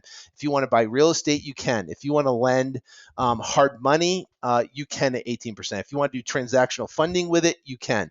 The cool thing is you're able to have checkbook control. So what I do to force and automate the process is I have money that comes out every single week out of my account that goes into this defined benefit plan where I don't touch. I don't touch it. Right? So now your question is, well, what if I get in a crunch and I need cash? Well, the cool thing about a defined benefit plan, instead of withdrawing money, what you can do is you can take a loan against that. But I wouldn't suggest obviously doing that all the time. But if you get in a crunch, you can have access to the money in some way. So automatic forced savings. It's completely, you don't see it. It comes out. And what happens is you're doing a lot of deals and you're scaling your business. You'll find that you won't even miss the money. You don't even miss it. You don't even know it's out of the account because you got money coming in, you got marketing money, you got this, that, and things are going, deals are coming in, money's coming in, you're cranking it, right? You know, and like I said, if you're brand new, if you're just getting started, and if you have a job, right, and you've got income, you might want to find, it could be a couple $100 a week. It could be a $200 or $300 a week. It could be $100 a week, whatever the case may be. It could be thousands of dollars. Whatever the number is, it doesn't matter. The goal is you are forcing it into a specific, taxed, deferred environment. Okay, so now on your income tax, right? Like I said, I'm not an accountant, so I can't give you any accounting advice. But that literally, it transfers from one hand to the other. Instead of getting taxed on $230,000 a year, right? It moves from one hand to the other and becomes tax deferred. So now, if I want to invest that, right, into first deeds of trust or whatever the case may be, it's going to grow instead of being taxed at 40% and then going to grow. It's phenomenal. So invest for the highest returns. Now, like I said, I talked to a registered investment advisor or fiduciary that can advise you on exactly where to put your money, but obviously you want to invest at the highest returns. So what is this? Doing this, what will this do for you? What will this essentially, what is the long-term goal? You set up an S corp, a defined benefit plan. You do an automatic forced savings in your life, right? And then you do invest for highest return. You do all that, and you put together for what? Absolute autonomy. Okay, because what you're building, right? And my number is 54. I have a specific number that once it hits in my defined benefit plan, and it can generate X amount of dollars annually without me having to lift a finger, right? Off interest only, the interest it produces, the revenue it produces, then I'm done and my number is 54. So basically at 54, I could be in a situation, right? And I'm not there yet. I'm working toward it. That's the goal, working toward it, to where I can walk away and basically have everything completely, that means everything's paid for. So imagine if you had your essential, everything paid for, and then your lifestyle, right? So here's what it looks like. It's called a perpetual money machine, right? So here is what happens. See, it's pretty boring. If you look at the chart on the right-hand side, you start putting money away, right? But here's the variables. Let's say you started today with absolutely no money. You didn't have a 401k, you didn't have an IRA, you didn't have anything. You had nothing, no money, right? And you said, okay, I'm going to, and you're a wholesaler and you've been doing deals and flipping houses and doing stuff, right? And you get an annual rate of return of, say, 10%. You do a monthly contribution of, say, $3,000. So let's say you're doing $10,000, $15,000 a month in revenue, or whatever, and you take $3,000, that's forced. So every single week you go, okay, that's forced, $3,000 a month, and you go, okay, 3,000 divided by 4, you've got, okay, $750 a week comes out automatic. It just comes out of your account and goes in this defined benefit plan. And you don't even think about it. And you do that for 30 years. You don't increase it as your revenue grows. You just leave it at $750 a week. You don't increase the number. You don't do anything. You just leave it there. And after 30 years, right? So say you're 30 right now, and now you're 60 years old. You'll have $6.5 million in an account that will generate roughly $316,000 a year without hitting the principal balance at a very safe low rate, a very safe investment rate. So $6.5 million. So it's $316,000 a year, right? Times, right? Divided by actually 12. That's $27,000 a month without lifting a finger, right? So we're doing this wholesaling. We're cranking it out. We want to make sure we have a good tax strategy. Define we have all this stuff set up. But what's the plan? The plan is to take the cash stick and money and shove it into an account to where you can either lend it and invest it, right? And build a perpetual money machine. That's what I've been working on the past handful of years. So, whew, how you guys doing? Good? Am I freaking you out yet? You guys still good? Okay, good. All right. So now let's get into you. Now, we're going to get into. Okay, we've talked about business. We talked about structure. We talked about spreadsheet and what it can do to your business. I know it's got a lot of deep stuff. It's like I said, I hope I'm not too far off. Meaning, if you're brand new and you've never done a deal before, I hope you're not looking cross-eyed going, what the heck you talk about? This is where everybody can engage. Whether you're brand new, whether you've done a couple deals or you've done hundreds of deals, it doesn't matter. This is where you can engage and really grasp a hold of this. This is exciting stuff right here. So we're going to talk about you and what I call the triangle effect. Not effect, effect. What it can do to you. Law of attraction, right? Spiritual laws of success and inspired action. Okay. Now, there's this whole thing with law of attraction. Oh my gosh, I gotta feel good and think great thoughts. And the law of attraction, oh my gosh, I gotta sit back and I gotta think really hard. And holy cow, money and things are gonna appear. That's not a fact. Okay. That's not a fact. It takes inspired action along with the law of attraction and spiritual laws of success that will allow you the opportunity to go out and take advantage of opportunities to go out and generate wealth. So the bottom line is all three of them. Now here's what Brian Tracy said. You are a living magnet. Now think of a magnet. Right? What's a magnet? You got a big old, let's say we got a big old giant red magnet with a black tips on the end. It's kind of a horseshoe shape and a magnet. And you hold that magnet, it goes, whoa. And what does it do? It basically pulls toward it. It pulls metal, steel items toward it, and bam, with force. Now, we can't see it. If we had no idea what a magnet is, we might walk up to it and go, oh, cool, what's this horseshoe? And want to throw it, right? And make sure we can see if we can get a ring. But we look at that and a horseshoe, and we look at that magnet and go, holy cow, there is a magnetic force around it that will pull anything within a couple feet of it. So he says you are a living magnet. So you as a person, you're a living magnet. You are radiating and attracting things that are coming to you. What you attract into your life. Okay, you're a living magnet. What you attract into your life is in harmony with your dominant thoughts. Now, I grew up in a family in Burlington, Vermont.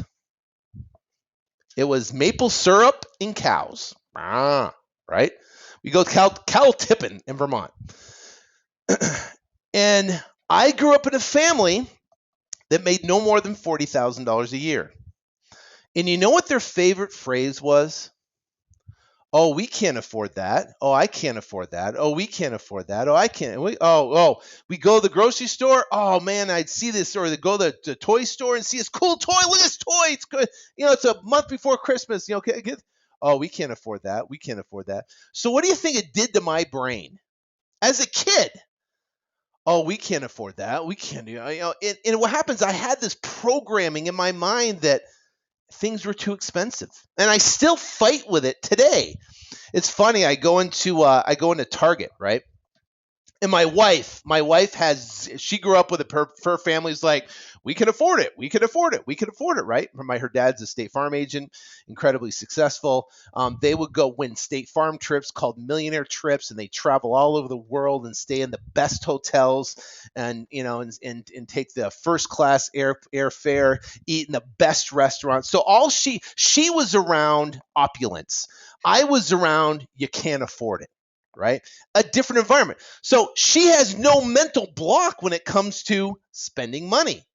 So she'll go in and she'll walk into Target, or she'll walk in Target, whatever, and get like household or whatever. And I remember, and this is years and years and years ago. It's taken me years to get over this. Years and years ago. We've been married for 18 years now. So we go to Target, and she'd be just dumping stuff in the cart. And I'm going, and I'd have this internal struggle. My gut would be in a wrench. I'm like, do we need that? Can we afford that? Can we do that? And I'd be adding up everything in the cart, freaking out. I'm like, stop. And there was at points I couldn't even go with her. I'm like, I couldn't handle it because I'd be an emotional wreck because I'd like to want to throw up. Now, not that dramatic, but I'm saying. So here's the deal. Chronic mental thoughts. So here's the definition of law of attraction. Like attracts like. So like what? Okay. If you're a magnet, right, and it is predicated, or the strength of that magnet and what it attracts is determined by your thoughts. And what happens is your thoughts create your feelings. Think about it. Your thoughts create your feelings. Your feelings create your magnetic set point.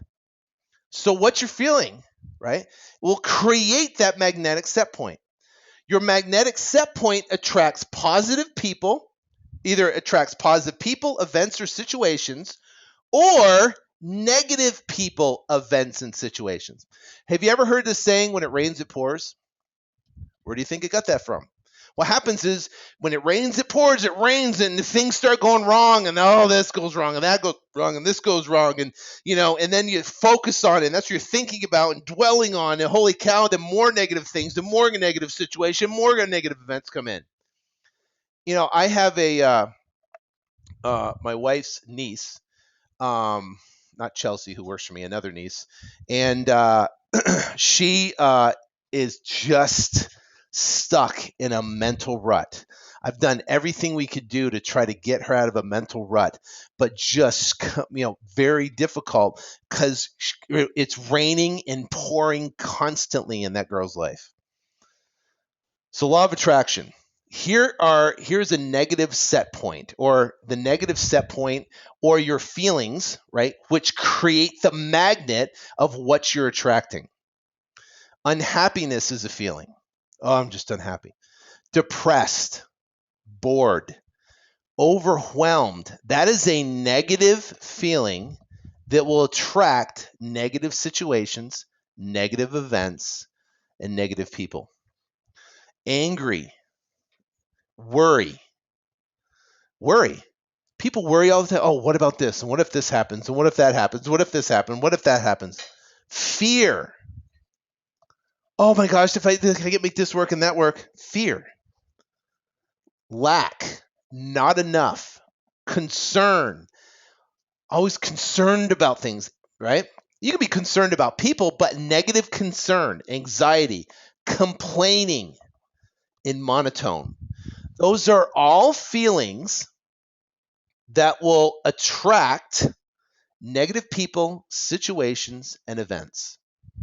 So look at your life right now. Look at all your friends, or look at yourself, and then look at all your friends and relatives or people that you know around you. And people that are predominantly in a feeling unhappy or depressed or bored or worry or lack or not enough or concerned, what does their life look like? What kind of car do they drive? What kind of house they live in? What kind of lifestyle they have? Is that what you want? Really? Is that what you want? So let's talk about the magnetic set point of a positive magnetic set point. Well, love is the highest form of magnetic energy that you could emit from your body. Appreciation, appreciating people, appreciating situations, appreciating events, loving things. Eager, excitement, joyous, anticipation, and gratitude. So, what is that one phrase or what is that one thing that you can focus on? It's appreciation and gratitude. If you focus on everything you love, if you focus on everything you appreciate, if you focus on everything that you're grateful for constantly in your life, you will have nothing but great things come your way. It's maybe why you're on this webinar tonight. I don't know. But these feelings held in a chronic pattern, what does chronic mean? Chronic means a continuous pattern, will attract positive people, positive situation, and positive events. So love, appreciation, gratitude. If you can flood yourself, now interestingly enough, Tony Robbins talks about a priming session. I recently listened to an interview with him, with Tim Ferriss. You can go check it out in iTunes. It's a great interview. But he talks about priming. Priming is something, what he does every single morning to basically get in a state of positive attraction, positive magnetic set point. And what he does is the first thing, which I don't suggest because I'm not going to do, he jumps in a 57-degree cold bath to wake up his entire body and brain, and synapses are going crazy, and he's awake. Okay, I'm not going to jump in a 57-degree, even though I got my pool in the backyard. It's pretty cold right now. I'm not jumping in. I thought about it, but I said forget about it. Right? You know, I don't have to be Tony Robbins. He's the man. But I'm not jumping in a 50. But the next thing after that, what he does is, and he does a certain breathing pattern, which is pretty cool. But also what he does is he floods his magnetic set point with gratitude. He focuses on everything he loves in his life, everything he appreciates about his family, everything he appreciates about his current situation. And guess what? If you focus on everything you appreciate, on everything you love, and on everything you're grateful for, you will have situations, events, and positive people all around you in your life, which will then create opportunities. So spiritual laws of success. Now, here's where I'm going to rub some people wrong, right? Here's where I'm going to test, right? People. Some people are completely against it, and some people, whatever. But all I know is it works. Spiritual laws of success. Tithe 10% of every dollar that comes in your household. Proverbs 28:22 says, a stingy man is eager to get rich and unaware that poverty waits him. Now, handful of years ago, back in like 2000, this is like 2008. 2005, I made a fortune, made a ton of money. I had 120 rentals, $36 million worth of rentals, and I sold them all in the height of the market. And I made so much money, it was absolutely insane, right? Then the market crashed. And at the time, I needed to invest the money somewhere, so I invested in large tracts of land. We owned about $30 million worth of land at the time, subdivisions, large tracts, lots, all sorts of stuff, right? Because I was big time now. I'm making a ton of money. I'm bigger than my britches, right? I know what's going on. I was a dumb dummy, right? So, hey, you know what? It's a learning experience, and I try to get better from it. But the bottom line is I invested millions of the dollars I made into land, which in a declining market, which is stupid. I bought it higher, and guess what? I found myself in a position in 2008, right, where I was completely illiquid. I got away from wholesaling houses. I got away. I was trying doing fix and flips. and the market was crunching. I had all the money tied up in land, and I was completely illiquid. Illiquid means I had zero revenue coming in, and I ran out of my savings cash. And I got into a tough situation. This is when Washington Mutual crashed. The stock market was plummeting 500 and 600 points. There was, TARP money going all over the place, and the government was on TV. Holy cow. The world was freaking out, and I was freaking out with it. And interestingly enough, I found myself in a situation where I couldn't pay my car payment. And there was a guy that knocked on my door at 8:30 in the morning it was like a holiday morning, banged on my door. I opened the door. I was half asleep, opened the door, and he goes, "I'm here for your car." My kids got up and are like, "Who's that?" My wife's like, "This dude's at the door, this thug-looking guy saying he's there to repossess my car."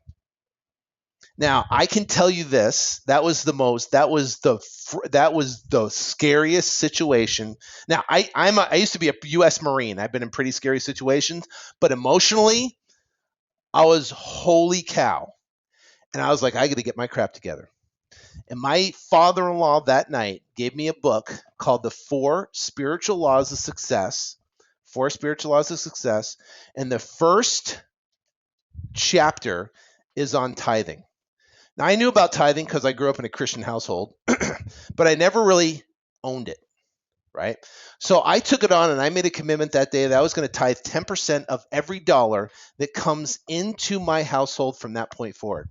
The first tithe, I think, was like $100 or a couple $50. It was nominal. To where it grew to 2014, my goal is to tithe $1 million a year. And last year, we didn't hit $1 million, but we came very close to tithing over $1 million. And it's an incredible feeling, right? To giving, because guess what? It's amazing. And people, situation, events, money. This is a ritual that you can have in your business, in your life, that will I'm telling you, you'll never have to worry about money. And here's why. This is Malachi 3:10. Bring the whole tithe into the storehouse, that there may be food in my house. Test me in this, says the Lord Almighty, and see if I will not throw open the floodgates of heaven and pour out so much blessing that there will be not enough room to store it. He said, test me. Test him. I'm not saying it's not me. Test him. Right? And it'll be overflowing. And I'm testament to that. John D. Rockefeller, one of the most successful people of our history, of our mankind, right? In 1855, he tithed $9.50. In 56, $28, then 72, then 671, then 5,000 in 1963 a year. 78, 23,000, 1881, just a couple years later, over 50,000 a year in tithes. 1884, 119,000. Think about that. 1884. There's people right now on this that don't even make 100,000 a year, and he tithed that in 1884. In 1887, tithes $250,000. In 1890, he increased his tithes to over $1 million a year.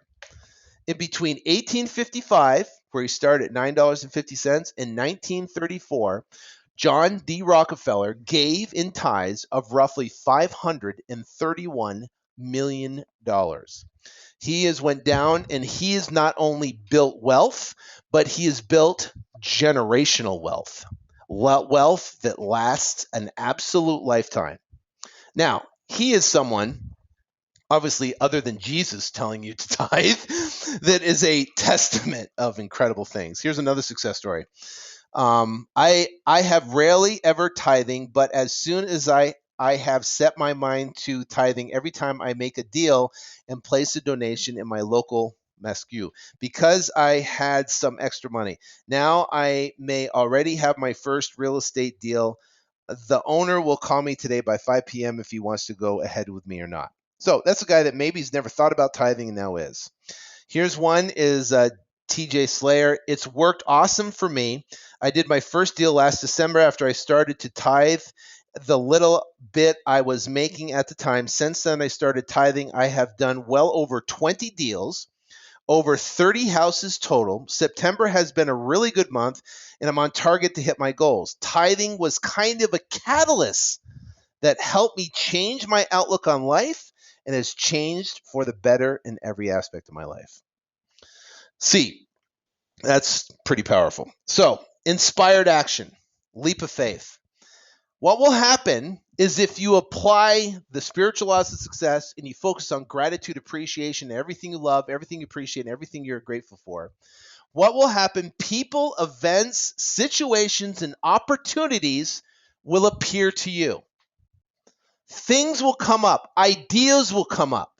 And what happens is that God gave us two hands so we can take action, and gave us a brain so we can take action, right?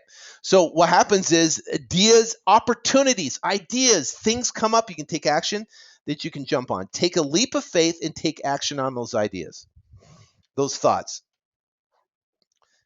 Even if the action is unwarranted and it could lead to the real opportunity.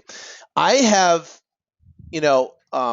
had opportunities or ideas come up or things that I've acted on, and they weren't the end all, and they've led to something far greater than I could ever imagine. Amazing. Go with your gut instinct. You know in your gut if it feels right. Now, you have to decipher between fear and excitement and positive, because fear is sometimes will disguise, oh my gosh, and your negative thought and thinkings will come, fear will come inside there.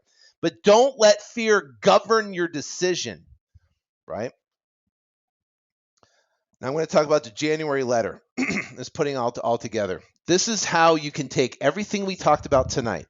You can put it into one document that will turn you into a magnetic for everything, a magnetic pretty much object of everything we talked about. Building a perpetual money machine, your spreadsheets, your business, everything like that. And this will pull it all together. That you're going to write a document, what I call the January letter, right? And what it will do, it will take the law of attraction, these things, and pull all these items toward you. So John Carlton is a legendary copywriter with hundreds of millions of dollars. And he is actually where I found the January letter. And he writes it every single year. And he would typically set goals where you'd set a goal and say, okay, in April, I want to do this. In December, I want to do this. In January, I want to do this and this. What happens is he'd be chasing the goals and he could never, ever figure out why he was not attaining the goals. So what he does now is he writes a January letter. So he writes a letter dated 1 year in advance, journaling everything that you've accomplished. So for an example, it's January 8th right now. You're going to write a letter January 8th, 2016. January 8th, 2016. And on that letter, you're going to write yourself everything journaling that happened for the year. Now, you don't know what happened, right? You don't know what's happened because it hasn't happened yet. But you are going to write out exactly as if it's already happened. See, what you have to do is mentally put yourself as if it's 2016 and you're writing yourself a letter of everything that happened. Oh my gosh. So, for an example, last year I wrote a letter. One of the not 2014, but 2013. I wrote in one part of the letter, I was like, okay, well, we're going to go to Hawaii, but we didn't really have it figured out. I want to do this. I want to hang out for my beach house for the month for a year. And Hawaii turned out perfect. We went with another family and we rented basically a $5 million house overlooking the ocean. It was amazing. In Grand Wailea, and actually it was Ho'ole, which is right across from Grand Wailea, which is awesome. And the guy on the Hawaii on the line right now would know exactly what I'm talking about. But anyways, the bottom line is I wrote the letter. Well, I also wrote that I wanted to go to Napa with my wife for a long weekend. And I wrote on the letter, go to Napa, and I could have put it out there. I didn't plan for anything and think about it, do whatever. I just wrote it in the letter to read it, and I just kind of like I was busy doing stuff or whatever. And October was coming. It was actually September, mid-September, mid to late September, and October is coming, and I was like, oh, I really wanted to go. Maybe I'll just forget, and we won't go to Napa. Maybe we'll go sometime later. Well, my wife got a call from a friend and said, hey, we need one more couple. We've got a huge, gigantic house on a vineyard in Napa that we've rented, and we need no more couple to go with us. Do you want to go? Everything's set up. All you got to do is get the flight. The room's set up. Everything's done, ready to go. Your half will be X amount of dollars. And we've got a limo set up. We got a private chef coming. It's going to be awesome. And we went to, and it was perfect. I didn't plan a thing. It was all set up, ready to go, and I walked right into it. We left on Thursday, went on Thursday, Friday, Saturday, Sunday. It was an absolute blast, and everything was perfect in every way, which is amazing. Read your letter when you wake up and before you go to bed, so it basically sinks deep in your subconscious mind. Now, what does this letter look like? I'm going to show you where you can download it for free. But here's an example letter that I'm going to give you, right? And how to write it, the psychology behind it, right? And here's an example of how to write it. Okay, I'm gonna give this to you so you can download it for free, so you can check it out. All right, so and I'll show you where at the end here. All right, where are we? Okay, so check out these stories. This is Patrick Battle. He wrote, I wrote mine in June, and no joke, took our first vacation on the exact day that I wrote. The crazy thing is, I didn't even realize until 2 days ago when I looked at it again. That means the rest is definitely going to work out too. Just going to stay on it and keep pushing. Here's Brian Elwood. I wrote it January 6th, read it every morning for about the first 6 months of the year, then sporadically after that. I fell only $25,000 short of my income goal and accomplished probably 70% of the other stuff. The bottom line, it worked. Thanks, Sean. Can't wait to write 2014. David DeVoe, I wrote my prophecy letter last October. We had a baby boy, bought our new home, and got our ML 350. I exceeded the income goal by 20,000. Took a vacation. I wrote down, I can't wait for 2014. Pretty killer. David Wilkinson, I wrote my letter in January as well. I set huge goals for myself. I was able to accomplish about half of them.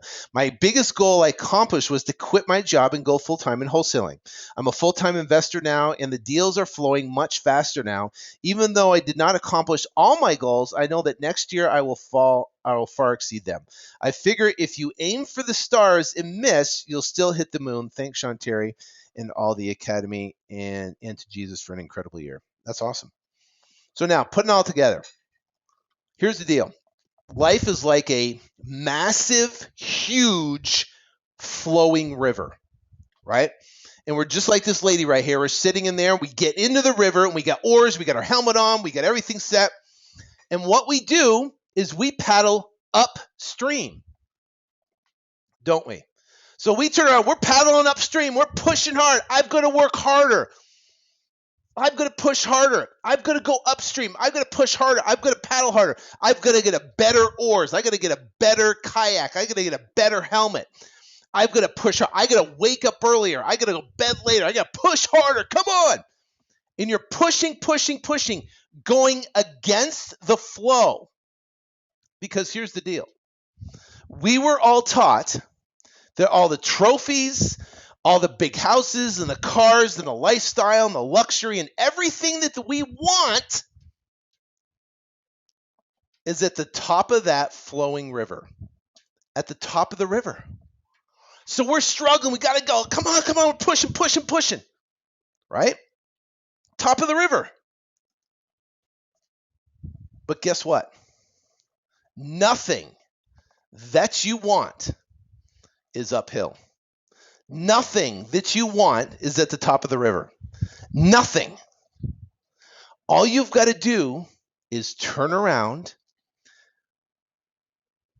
release the resistance, and start flowing with the river.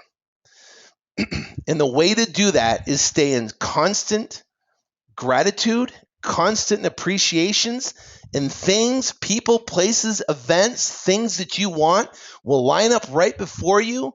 And guess what? It's going to feel like you're flow. Have you ever met people that everything just goes their way? Everything just seems to go their way.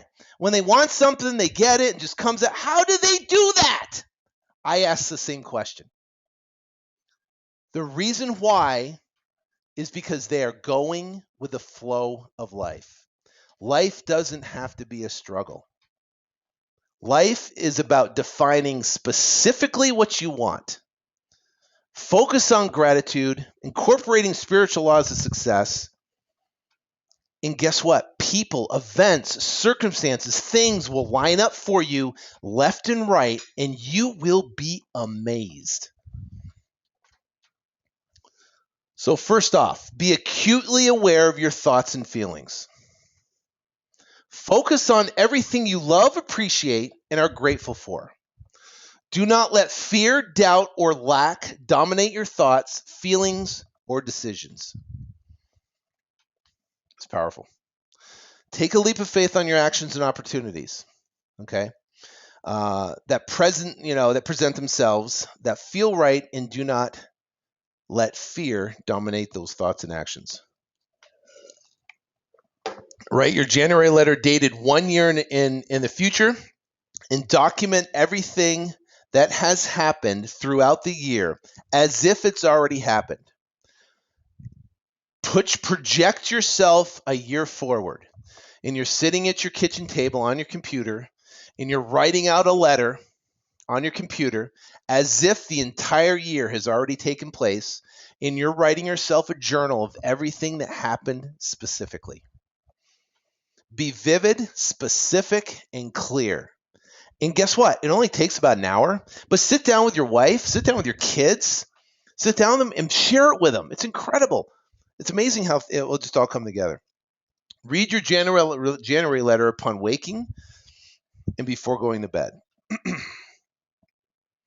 Success is the ability to fulfill your desires with effortless ease. Deepak Chopra. So let's talk about you. Okay? Let's ask some tough questions. Are you proud of what you accomplished thus far in life? Think about it. Think of where you are in life, and you might be proud of, maybe you're a great dad, maybe you're a great husband, maybe you're not. Maybe you're not a great dad or a great husband. Maybe you're an okay employee. Maybe, are you proud of where you're at today? And I know that kind of, some people are going, yeah, I'm proud. Yeah, hey, right? But for real,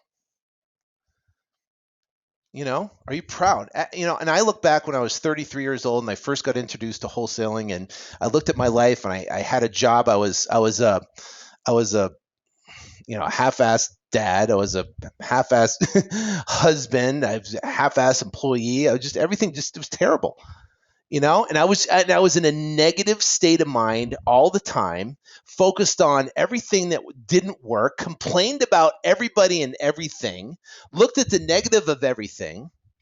And I was wondering, and I looked at myself, and someone asked me that question: am I proud of what I have accomplished thus far?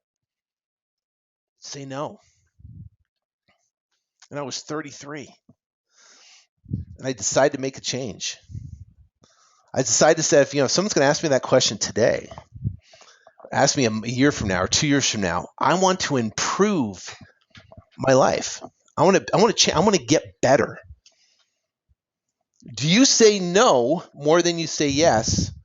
Typically out of fear. Because here's the thing: if you say no more than you say yes, you're going to continue to get what you've always got. Most people come up, they go, no, I can't do that. Oh, I can't do that. It doesn't cancel. Oh, I can't do that. Oh, I just can't do that. Why not? Why not? Opportunities, events, this is where inspired action comes from. things come up. You say no. Oh no, I can't. We can't. Oh, we can't do that. Why not? It's amazing if you say, okay, what if you start saying yes to things? What could happen? Are you truly happy? I mean, really excited about life, eager to wake up in the morning, can't wait. Or you drag out of bed and go, oh, another day, same old, same old. Drag yourself to the Keurig, get yourself some coffee, complain if there's no water. Ugh. Really? Then go to a job that you just look at the clock all day and it just takes forever. And the highlight is Friday at 4:30, 5 o'clock, driving home away from work. I mean, really, is that the way to live? We only live once, you know? We only live once. We only live. We don't have multiple lives here. You live. Well, you got one life, and the goal is not to live it when you're 60, right? The goal is to live it now. So, do you love your life? My favorite saying is especially in Christmas time is when you watch the Scrooge, especially the old Scrooge, is when he has a renewed life. He has an intervention from three spirits. He wakes up the next morning and he's running down the street and he's like, I love life. Life loves me. I love life. I love that song. And I say that. I mean, that my chronic thought is I love life. Life loves me. And you know what? Do you really love life? And imagine if the things just change that chronic thought. How bad do you want to change? If you're in a position right now where you're say, listen, you know what? I'm not liking where I'm at right now, financially, my career, my family. I want to have freedom. I want to be able to do what I want to do when I want to do it. And I'm sick of someone telling me when I can take vacation, when I can go to the bathroom. How bad do you want to change? You gotta want it bad enough. Want it bad enough. But the question is how? Well, the bottom line is the fastest way to change your life is hands-on. Someone that can hold your hand on hands-on. Now, I'm going to tell you a quick story, is that I am a type of person where I like to do everything myself. I taught myself how to build a website so I didn't have to hire someone to do it. I taught myself HTML code so I could build a website and I could turn around and I could start a podcast, right? I taught myself how to do a podcast. I read all the books on it with iTunes and everything so I could launch a podcast, but I had to have a website and I had to have an RSS feed. Well, what the heck is an RSS feed? I don't know. But an RSS feed hooks to a website. Well, how do you build a website? I don't know. So I taught myself HTML code, and I built several sites. I taught myself pay-per-click advertising, and we started looking for buyers all over the country to sell turnkey properties to, which we did. But then I wanted to launch a podcast, so I had to teach myself that. I'm the type of person that says, if I want to do it, I'm going to do it myself. So when it came to any type of, coaching or life coaching, I was like, whatever, right? I was like, forget it. You know what? I'll learn it. I got books. There's free content out there. I'll learn the information. I'll apply it myself, right? And do it. Free webinars, do it myself. Until one day, I was invited to go to a group called Collective Genius with Jason Medley. And it was a group that was, at the time, it was very small. But interestingly enough, I was there and I met several people. And I did a presentation and I was a mess. I was working literally 24/7. I was doing everything in the real estate business, and I was doing everything with Flip to Freedom Academy. I was doing everything with Flip to Freedom. This was back in April of 2010. April, May 2010, early 2011. I had no employees. I did everything myself because I wanted to do it myself because I didn't want to pay anybody. So I remember I was telling the story and I was like run ragged. I mean, I was talking to all the sellers. I was going on appointments. I was talking to all the buyers. I was doing all the marketing. I was doing all the future planning. I was recording podcasts on a weekly basis. I was taking care of all the support tickets from the Flip to Freedom Academy. I was creating all the content for the Flip to Freedom Academy. And for the podcast, I was building up the websites. I was trying to get marketing to that. I was working 24/7. I get up at 6:30 in the morning, right? And I start working, and I turn around and work all day, and I go to bed around 2 o'clock at night. I had a terrible relationship with my wife. You know, how's it? Does a wife want a guy to work till 2 o'clock in the morning every single night? No, but I had to. I put myself in the corner. So I remember I was telling this, and I was like run ragged. And he's like, well, why don't you hire an assistant? And guess what I said? Oh no, I can't do that. Oh, I can't hire anybody. Oh, I can't. And I immediately said no. And guess what? I went back to, oh, I can't afford that. Oh, I can't do that. And he's like, why not? I was like, oh, I gave some sort of cues of why I can't do that. And my immediate reaction was say no. I can't do that. I said no. So what happened is I considered it. He said, well, just consider it because here's what it could do for you. And this and that and this and that and this and that. And interestingly, I got feedback from other people. I got feedback from him. I got feedback. And I made a decision after that I was going to hire my first employee after that event. And I hired my first employee. Her name was Nancy. And she, to me, was a lifesaver. It was amazing. It took an entire load off my chest. And then I understood the power of leverage because I would always feel guilty if I wasn't working.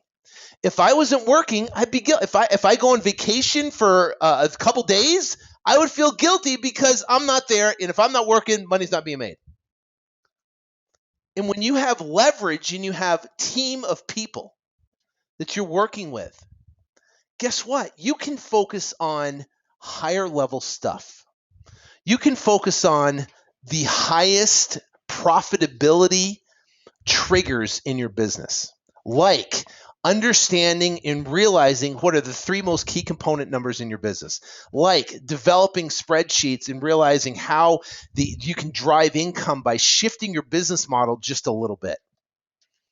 I was too buried in the business that I couldn't work on the business. And that one thing, then from that point forward, I said, you know what? I want to find people that have what I want, and I want to basically learn as much as I can from that person on a personal basis where I can then apply it in my business. So if I want to go from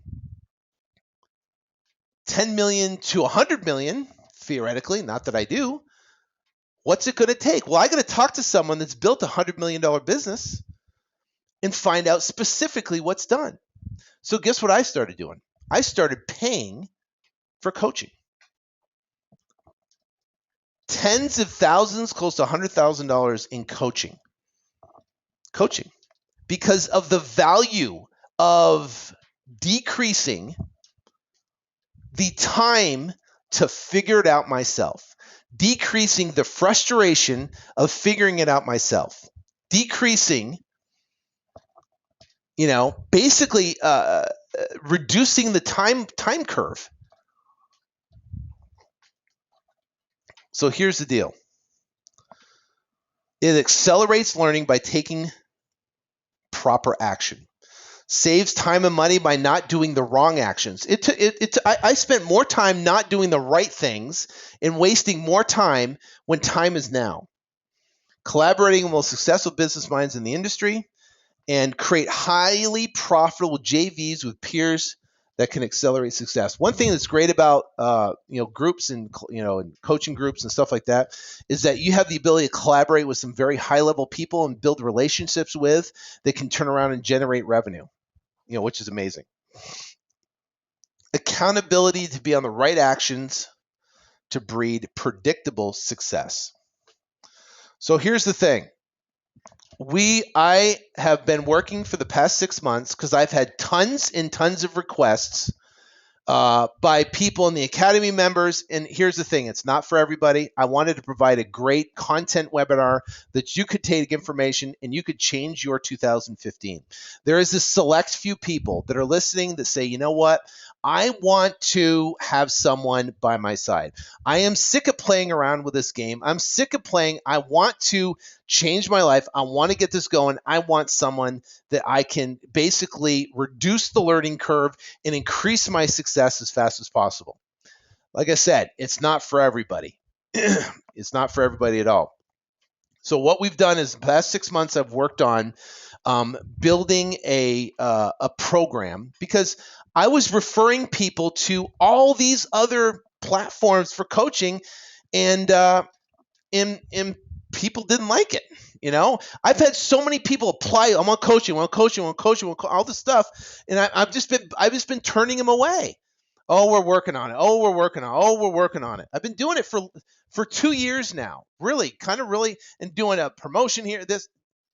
So I put something together that I can focus on and build and provide a high quality.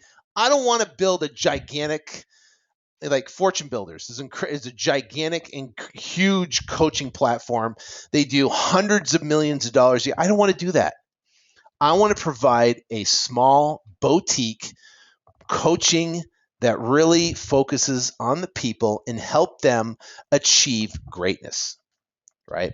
So here's the thing.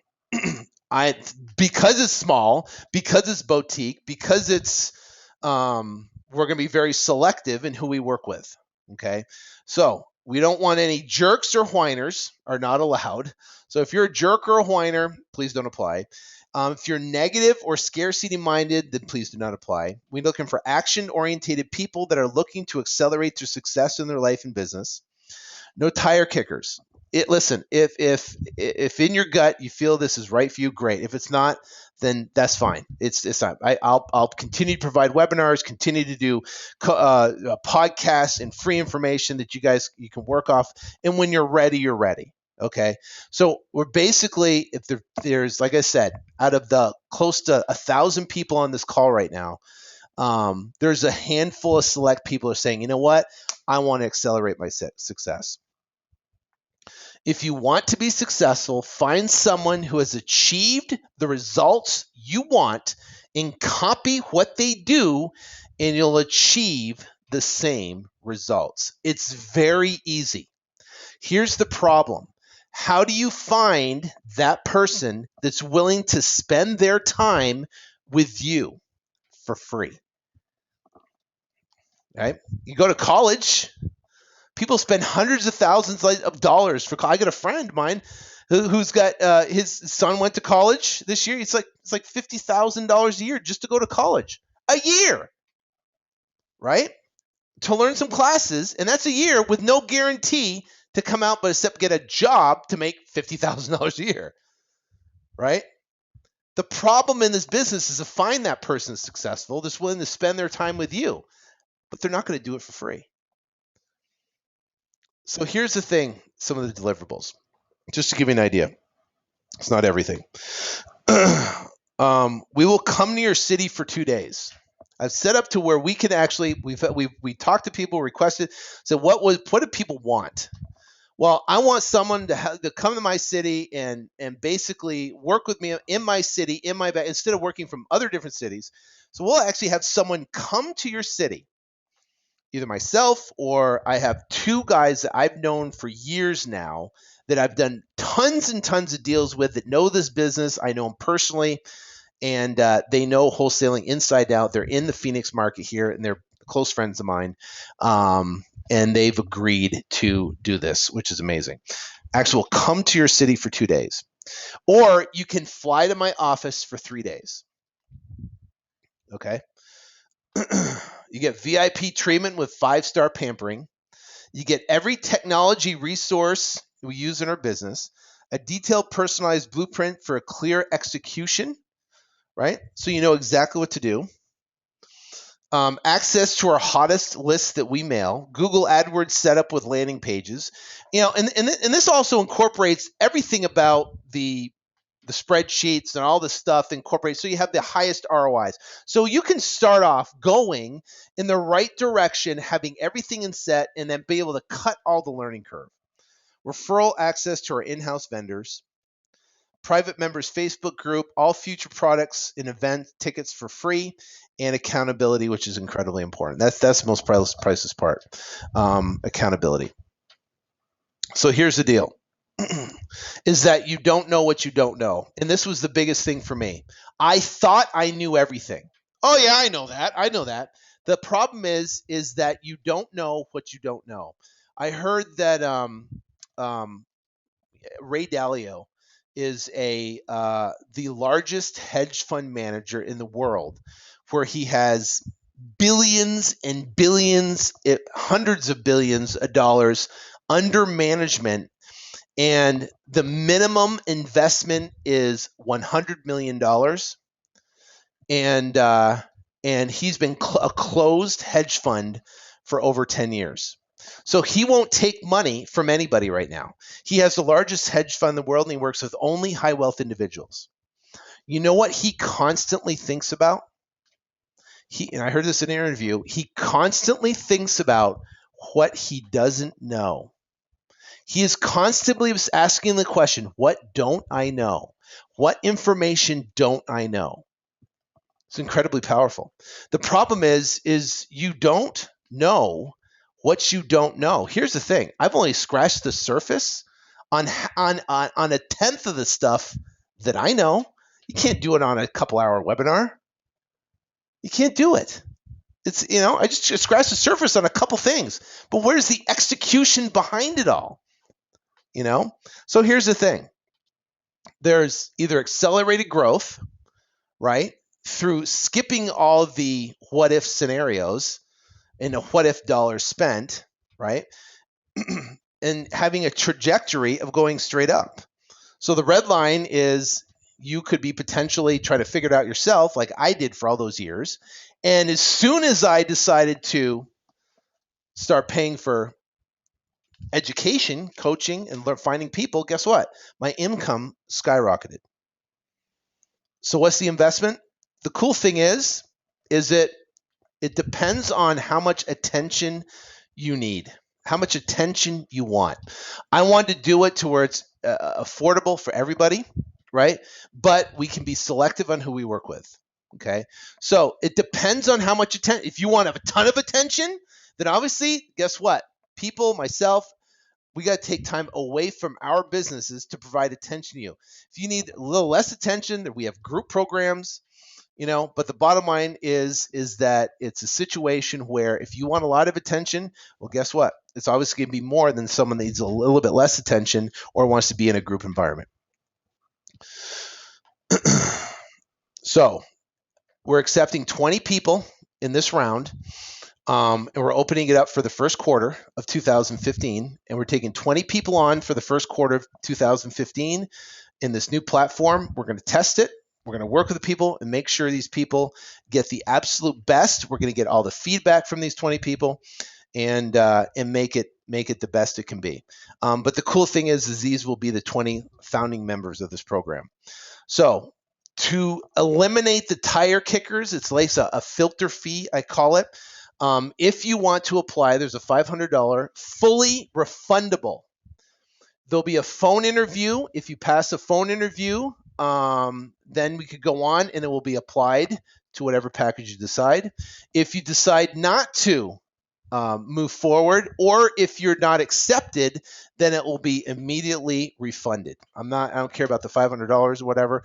The bottom line is we don't want a bunch of tire kickers that just go, let me just see what this is, and people waste time. We want serious people. Like I said, it's not for everybody. It's just a handful of people. that wants to do this. And the reason I'm doing this is because been so many people have asking. Chelsea, she deals with the FTSE. She comes in 2 and 3 times a day. When are we having the coaching program? I got another person requesting coaching. When are we coming with it? She's been doing it for almost a year. And some of you that are on here right now have been people that have been asking, and I've been up. We're getting to it. We're getting to it. Well, I finally said in 2015, we're going to put something spectacular together, but it has to be with the right team of people. So I've been interviewing people like crazy, finding the right people to build the team that we can make it happen. And that's where we're starting with 20, and that's it. So go to flip2freedom.com/application, flip2freedom.com/application. Okay. Now, let me show you what it is. I'm going to show you where you can download the cool stuff.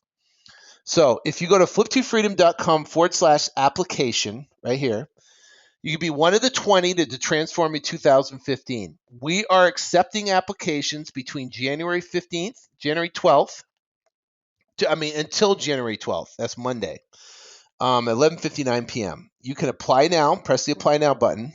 Right, 4 days until the registrations close, and you can apply now. So what happens is when you click the apply now button, you'll go to a fully refundable coaching application.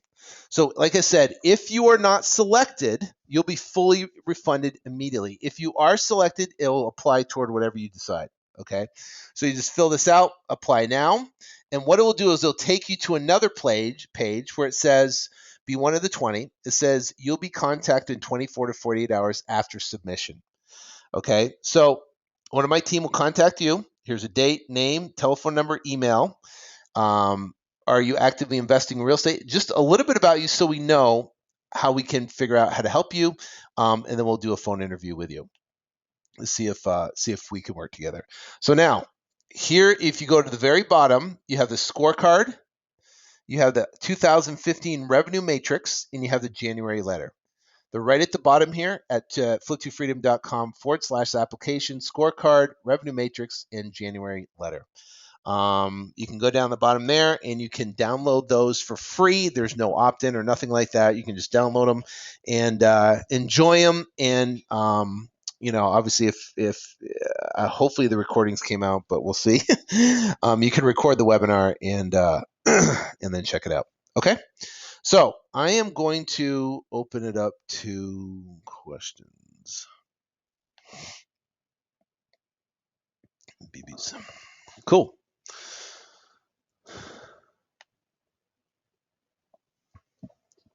Ethan, thanks. You're welcome. Yeah, download that stuff. It's really cool. You'll like it. And it's the exact matrix right here. This exact matrix right here that you can have and play with it if you want. Yeah, no problem. No problem, Chris. Joseph Morano. Yeah, so Joseph Morano, he's in Phoenix here, and he came to the Extreme Freedom event was it May? Yeah, I think it was May. Or April it was, April 15th. And he had yet to get his check. He had his first check. So I brought him on stage and asked him a couple questions and got a commitment out of him. But he actually went out and got his first check, and he committed within 30 days he would get his first check in front of there's like over 300 people there. And he committed in front of everybody that he was going to get that. So, so he did a great job, Joseph. Congratulations.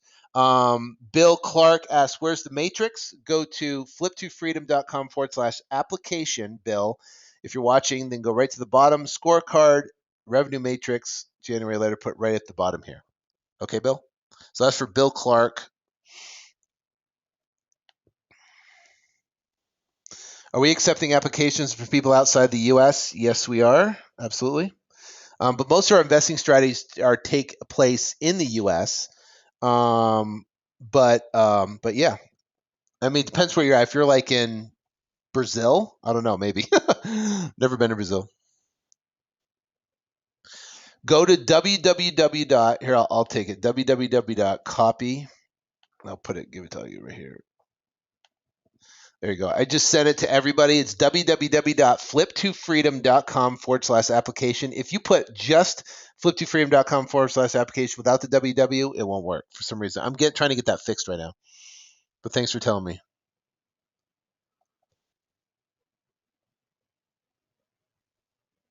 This is from Martin. What's the cost after acceptance? It just depends on how much attention you want. We have various different programs, depending on the amount of attention you want, and it will be explained in the call. And like I said, there's no obligation. If you don't want to do it, I don't care. It doesn't matter. I mean, the amount of applications that we'll have will be in the hundreds.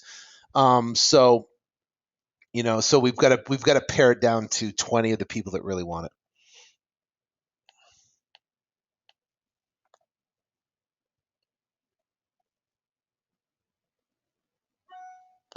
No, go to Flip to Freedom. Sayer, go to www.flip2freedom.com/application. Go right here. See this right here? www.flip2freedom.com/application. So flip2freedom.com/application. And I'll look at this page right here. Let me. You should. I just sent it to you.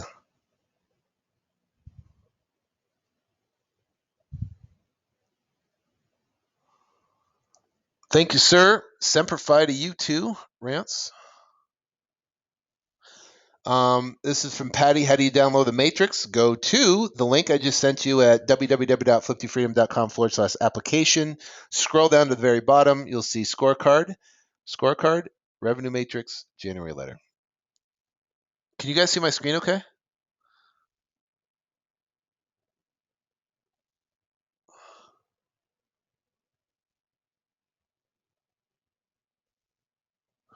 When is the next F2F 3-day Extreme Freedom event? We have the dates.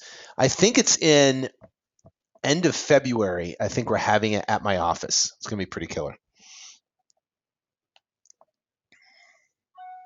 Extreme Freedom event this year will be in Phoenix, Arizona, and it will be in May, first week of May. We're getting details on that right now. It should be out soon.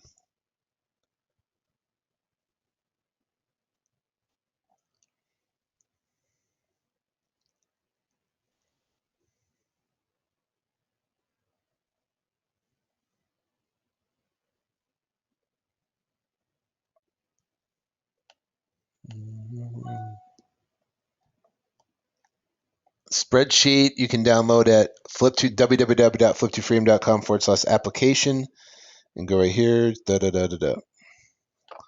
me send it again. Are you guys getting that link I'm sending to everybody? There you go.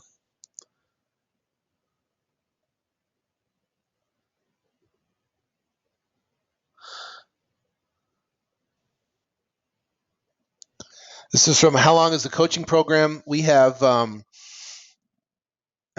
we have coach for up to a year. We got the 3 months intensive. There's the 2-day boot camps. We've got group coaching. We got multiple different things that will range, from various different pricing. It just depends on what you exactly want to do. But I don't want to get in all to the questions on all the whole pricing packages, this, that, and the other. It just depends on what you can do, and we can customize it for you.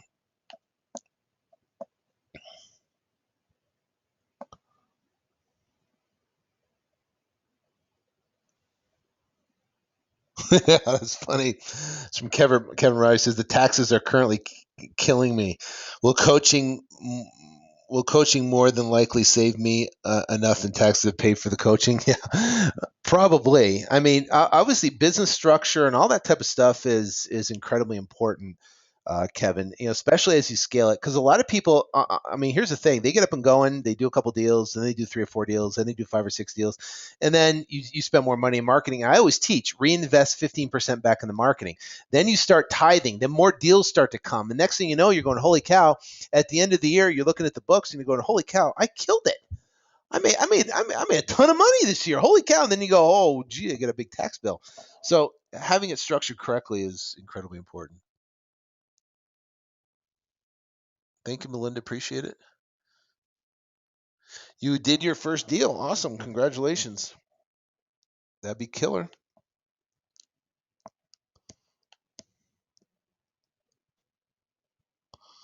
Sheesh. You guys got a lot of questions. That's awesome. Congratulations. Answered that. Yeah, this is from Will Alexander. He says, "Will coaching help me establish wholesaling in your own town?" Yes. It's not designed for Phoenix. It's designed for your own hometown. And like I said, we actually have people that actually two guys that will go out there to your city in your market and help set up your business out there, plus actual do deals. So you'll be talking to sellers, you'll be talking to buyers, analyzing the market, looking at the market, and then setting everything up. It's pretty killer. And then with that too, you get to come to my office and then see how I function, how my office works, how my team works, how we do our business side of it, and you can see both sides of it. It's killer. That's a good question. Why is each lead costing $200? Well, because you're paying for marketing, right? So and that's a blended marketing, but to make it easy, and that's more done. The blended marketing is marketing where it's coming from multiple different sources. So I've got Google AdWords, I've got Bing and Yahoo, we tested Valpak, we've got yellow letter marketing, we've got postcard marketing, we got various different lists that we target, we've got newspaper advertising that we're doing, we've got yellow pages advertising we're doing. All those each have different cost per leads. Okay. Now, my goal is to keep them at 200 or under. But as a blended average, what we do is we look at the ones that are too high and we eliminate those and keep the ones that are obviously effective, that are doing deals, that we're keeping at a low cost per lead. But first off, you have to know your cost per lead, and then as a blended cost per lead, we want to keep that at 200 or under. And so Paul said he's getting a 404 on that. So that's why, Robert. It says 404 on that. So if I paste this in and go, I'm going to send it to all again. But it's right here. It's unless so many people went to it, but I doubt that. But it's www.flip2freedom.com/application. Try that link I just sent you, Paul.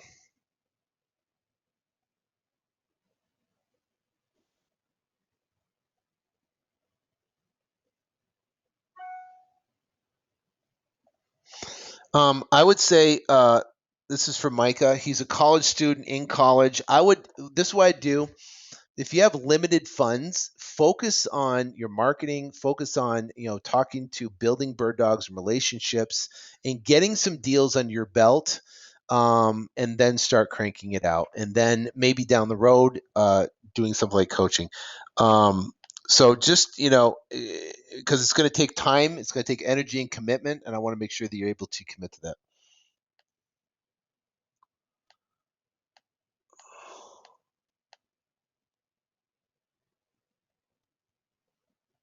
Can you be young, 18 to 19? Yeah, we have, there's guys that are 18 to 19 if you learn this stuff at 18 to 19 years old, you have any idea where you're going to be by the time you're my age? I'm 45. By the time you're my age at 18, you figure this stuff out. Are you kidding me? You'll be killing it.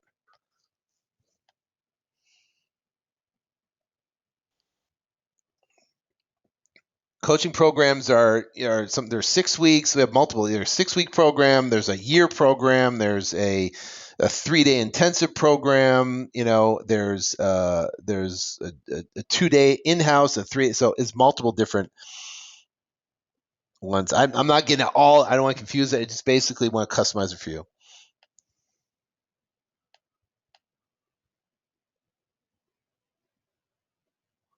What's my number one lead source? Courtney, the number one lead source is Google AdWords.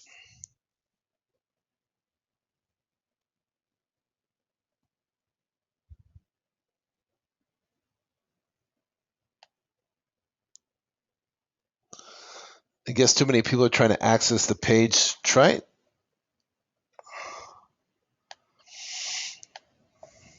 I'd be pretty amazed if yeah,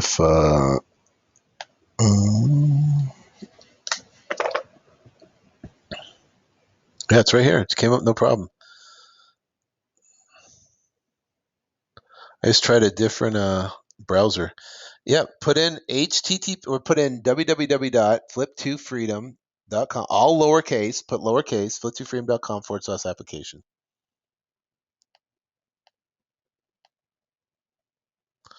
Thank you, Jill. Appreciate it. Yep.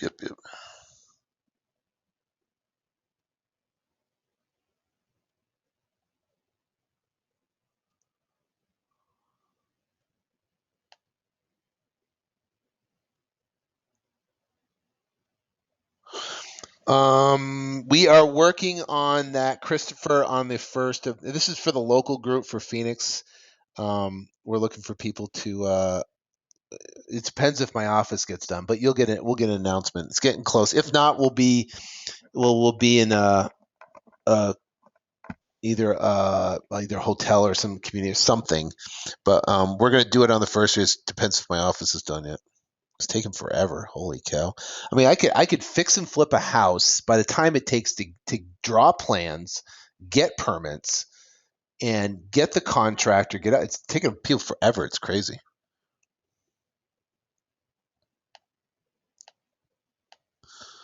The address isn't working. Wendy, try W.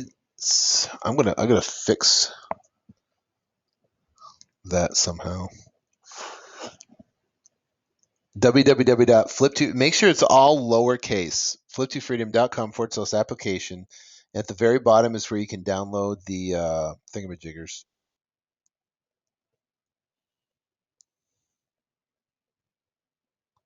Cool. Thank you, Angela.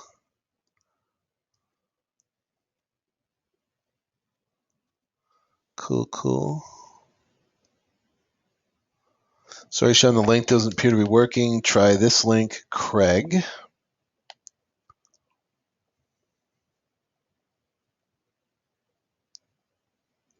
Thank you, Justin Tarr. See you at the next event.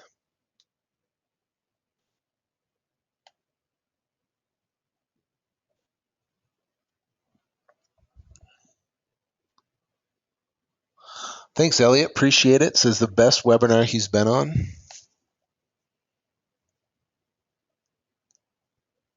Phoenix. Actually, it's in North Glendale.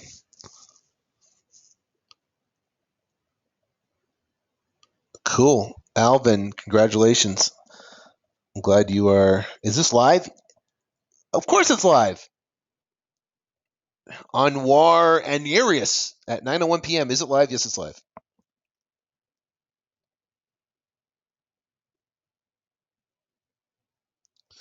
This is from Dan Cook. How do you track manage your marketing campaigns? We have a separate spreadsheet that we have inside of Google Docs that my marketing, basically Brandon now, who's the head of my marketing, is tracking all that on a weekly basis. Are they workable spreadsheets? Yeah, they're all workable. The to put in the correct numbers, and I've protected the sheet so no one can make changes to it, and that's why I have one for solo.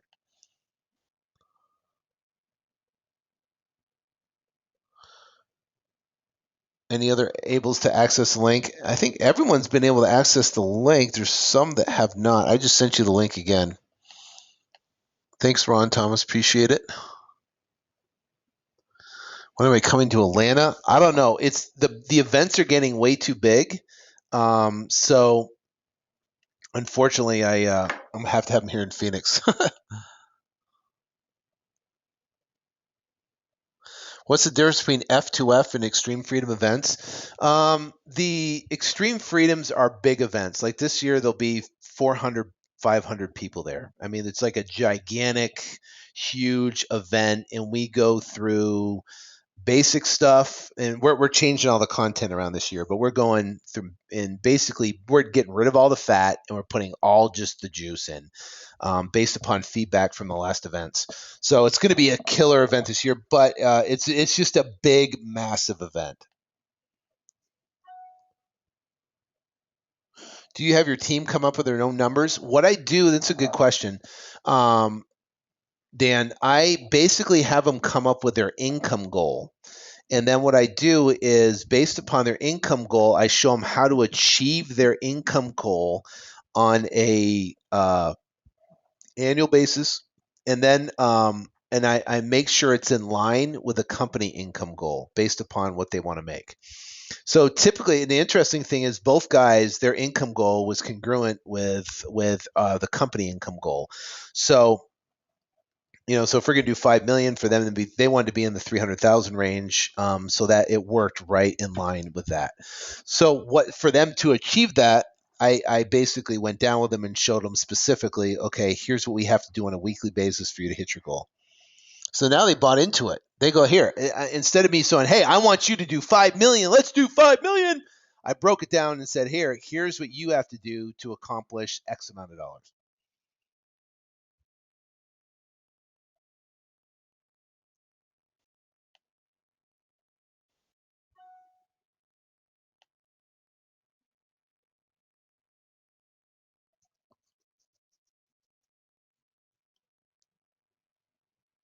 Talk about the meetup group. Are Yeah, most of the people are. If you put a wholesaling group up, you'll get a lot of new wholesalers, and you as the leader, teach them about the business. So just listen to my podcast, become a Flip to Freedom Academy member if you're not.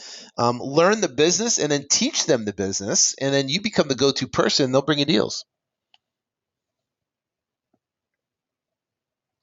Thank you, Joshua. Appreciate it. Can a total newbie sign up and get selected for 20? Yeah, we have programs for absolute brand new people that all they want to do is get their first check. And it's an incredibly affordable program. Someone brand new, all I want to do is get my check. We have a complete to someone that wants a lot of attention, and like I said, incredibly affordable. It's like ridiculous. And then we have a program where someone will fly out to your house. That's obviously going to be more attention, a little bit more expensive, and stuff. It just depends on exactly what you want to do. But like I said, we've done it to where if you're brand spanking new and you want to sign up and you just want to get your first check, we have something incredible and affordable that will work for you.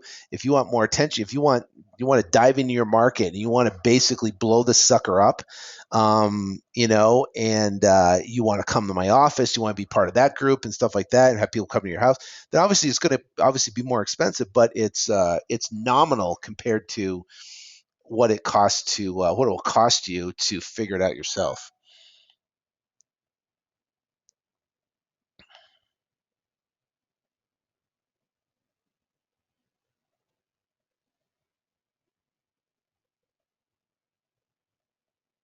Yeah, isn't that true, Jonah? I answered that.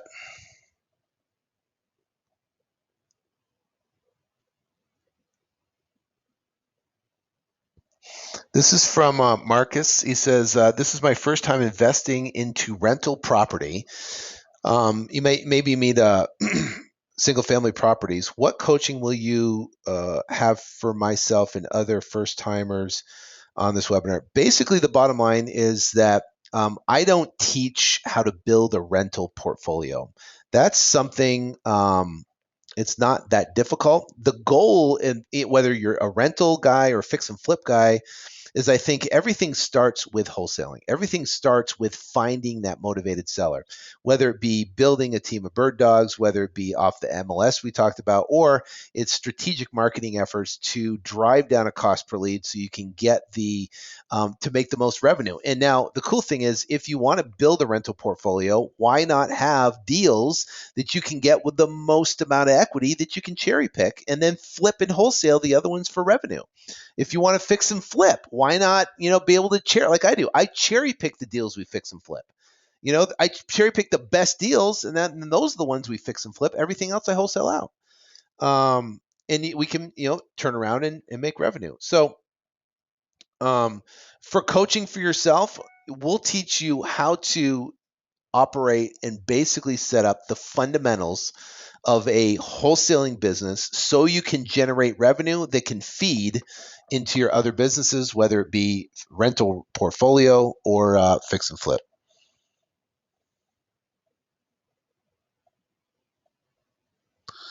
Yes, it is. Okay, Rob Sanders, I seen it. What makes a lead cost $200? What makes marketing cost a lead $200? If you pay for Google AdWords, you pay for marketing, you pay for direct mail. Rob Sanders, that's how you get a cost per lead of $200. Okay, so if it if it costs $200 to generate the lead, okay, give an example on Google AdWords, right? Okay, if I spend $10,000 in marketing and I'm going to send out $10,000, right, of direct mail, and I get 200 leads, my cost per lead is $50. Basic math, right? And I don't know why you're asking 1,000 times, but unless your thumb had a twitch in it or something. But the bottom, if you have 10,000 divided by 100 leads, now you get $100 a lead. If you send out $10,000 of marketing divided by 50 leads, now you get $200 a lead. Make sense?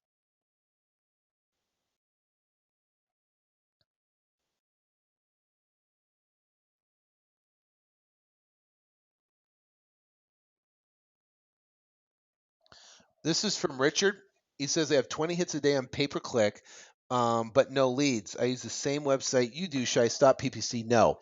What you got to do is you got to be able to figure out and track, right? And you start out small and you got to track conversions. So you start out and what I did is I put like a 5,000 keywords in, and then I tracked which ones actually converted leads. Okay, so what you would do, I would start out small, start out with very few keywords until you get them to convert, and then start adding one more keyword, start adding another keyword, and still it starts converting. But you got to figure out conversion, meaning you got to figure out which keyword. If you're not getting any conversions at all, then you've got to either reduce your cost per click, or really look at the keywords that you're targeting and look at the location and position of your ad.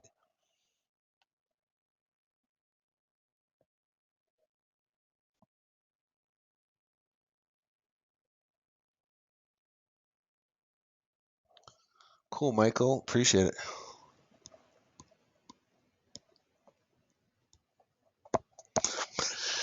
I haven't thought about 1031 exchange. I sold most of my portfolio in 2005 at the height of the market.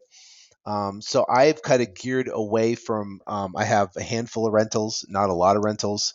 I now have, because I spend so much time in my real estate business, and I have so much time in my with Flip to Freedom now, and things we're doing here, and I'm launching another company with Velocity Capital, the hedge fund we're launching. I mean, those are significant time crunches, so I've geared away from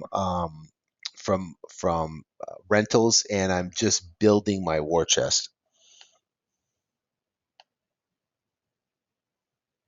This is from Quincy Smith. How many days is the trip to your office? 3 days. So you come in for 3 days, and they treat you like rock stars. It's a blast. We have so much fun. Everyone gets to. We all go to dinner together. I got party buses. We go to VIP. We go to lunch together, and we're a tight knit group for 3 days. It's awesome. And then everyone, we have a private Facebook group, and everyone shares ideas and stuff. That's where Brad Donnelly, he came in. He was making 15, 20 grand a month and scaled it to 100 grand a month, just from that one event.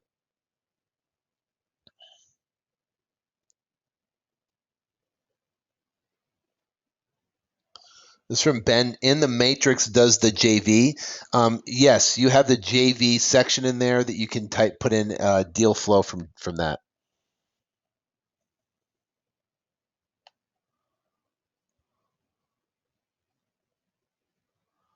Jeez, you guys got a lot of questions. Oh, sweet. Closed my first 2 HUD flips in December, made $20,000. Sweet. Congratulations.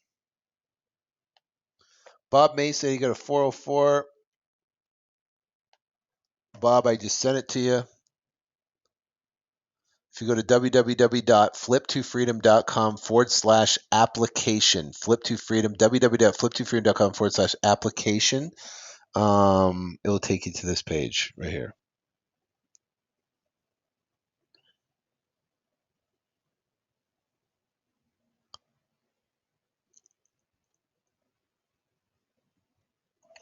Spreadsheet for the scorecard. That is for you to modify to enter your own data. So it's obviously going to be empty because that would be my data. So Michael Blue, you got to, and the scorecard, you got to enter your data. The revenue matrix, right? The revenue matrix, that's where you enter your how much money you want to make, and we just talked about. So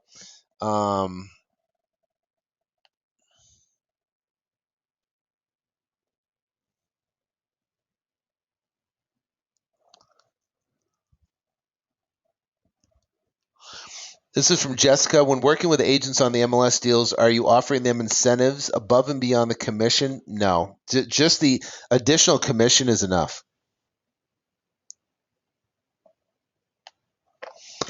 Bob May, I sent you the link. Go to http://www.flip2freedom.com/application. I just sent it to you again, Bob May. Try it now.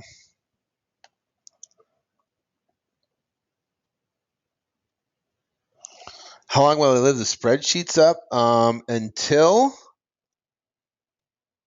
4 days, 2 hours, 33 minutes, and 20 seconds.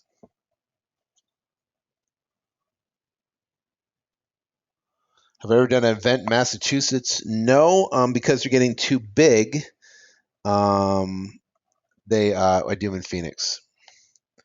This is from Devin Summers. Thanks, Sean. I got a $17,000 deal about to close in 2 weeks. Sweet. Congratulations. That's awesome.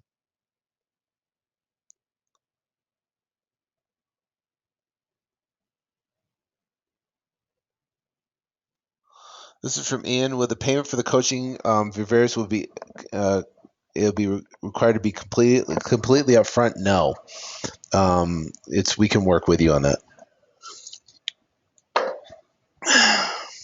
We just want the right people. It's not about the money.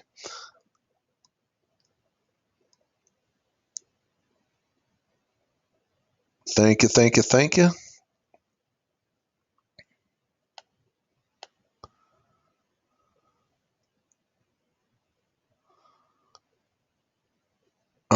How do we call these self-generated MLS deals? How do we call them? Pick up the phone.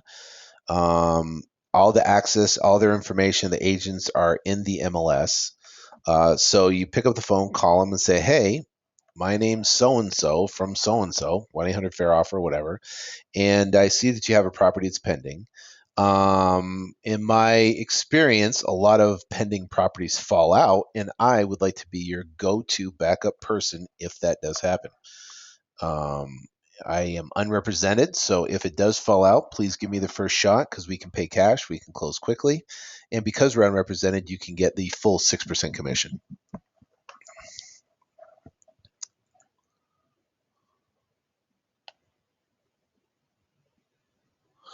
Thanks, Paul. Appreciate it. Appreciate it. Appreciate it. All right, go to flip2freedom.com/application.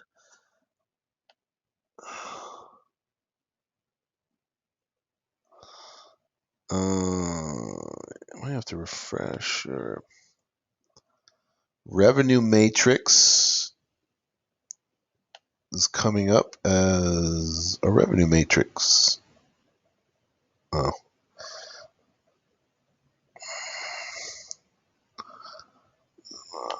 I think you might try it again. Refresh your page if you can, because it's coming up no problem.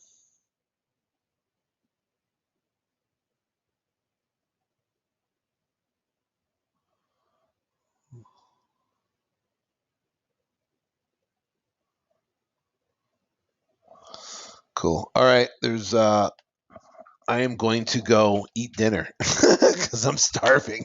I'm sure you guys are too. All right, so go to flip2freedom.com/application. Sign up today, and if you want to be part of the 2015 coaching, and if not, then I hope you enjoyed the webinar, and I hope the recording came out well. So I'm going to sign off for today, guys. Thank you. Take care. God bless. And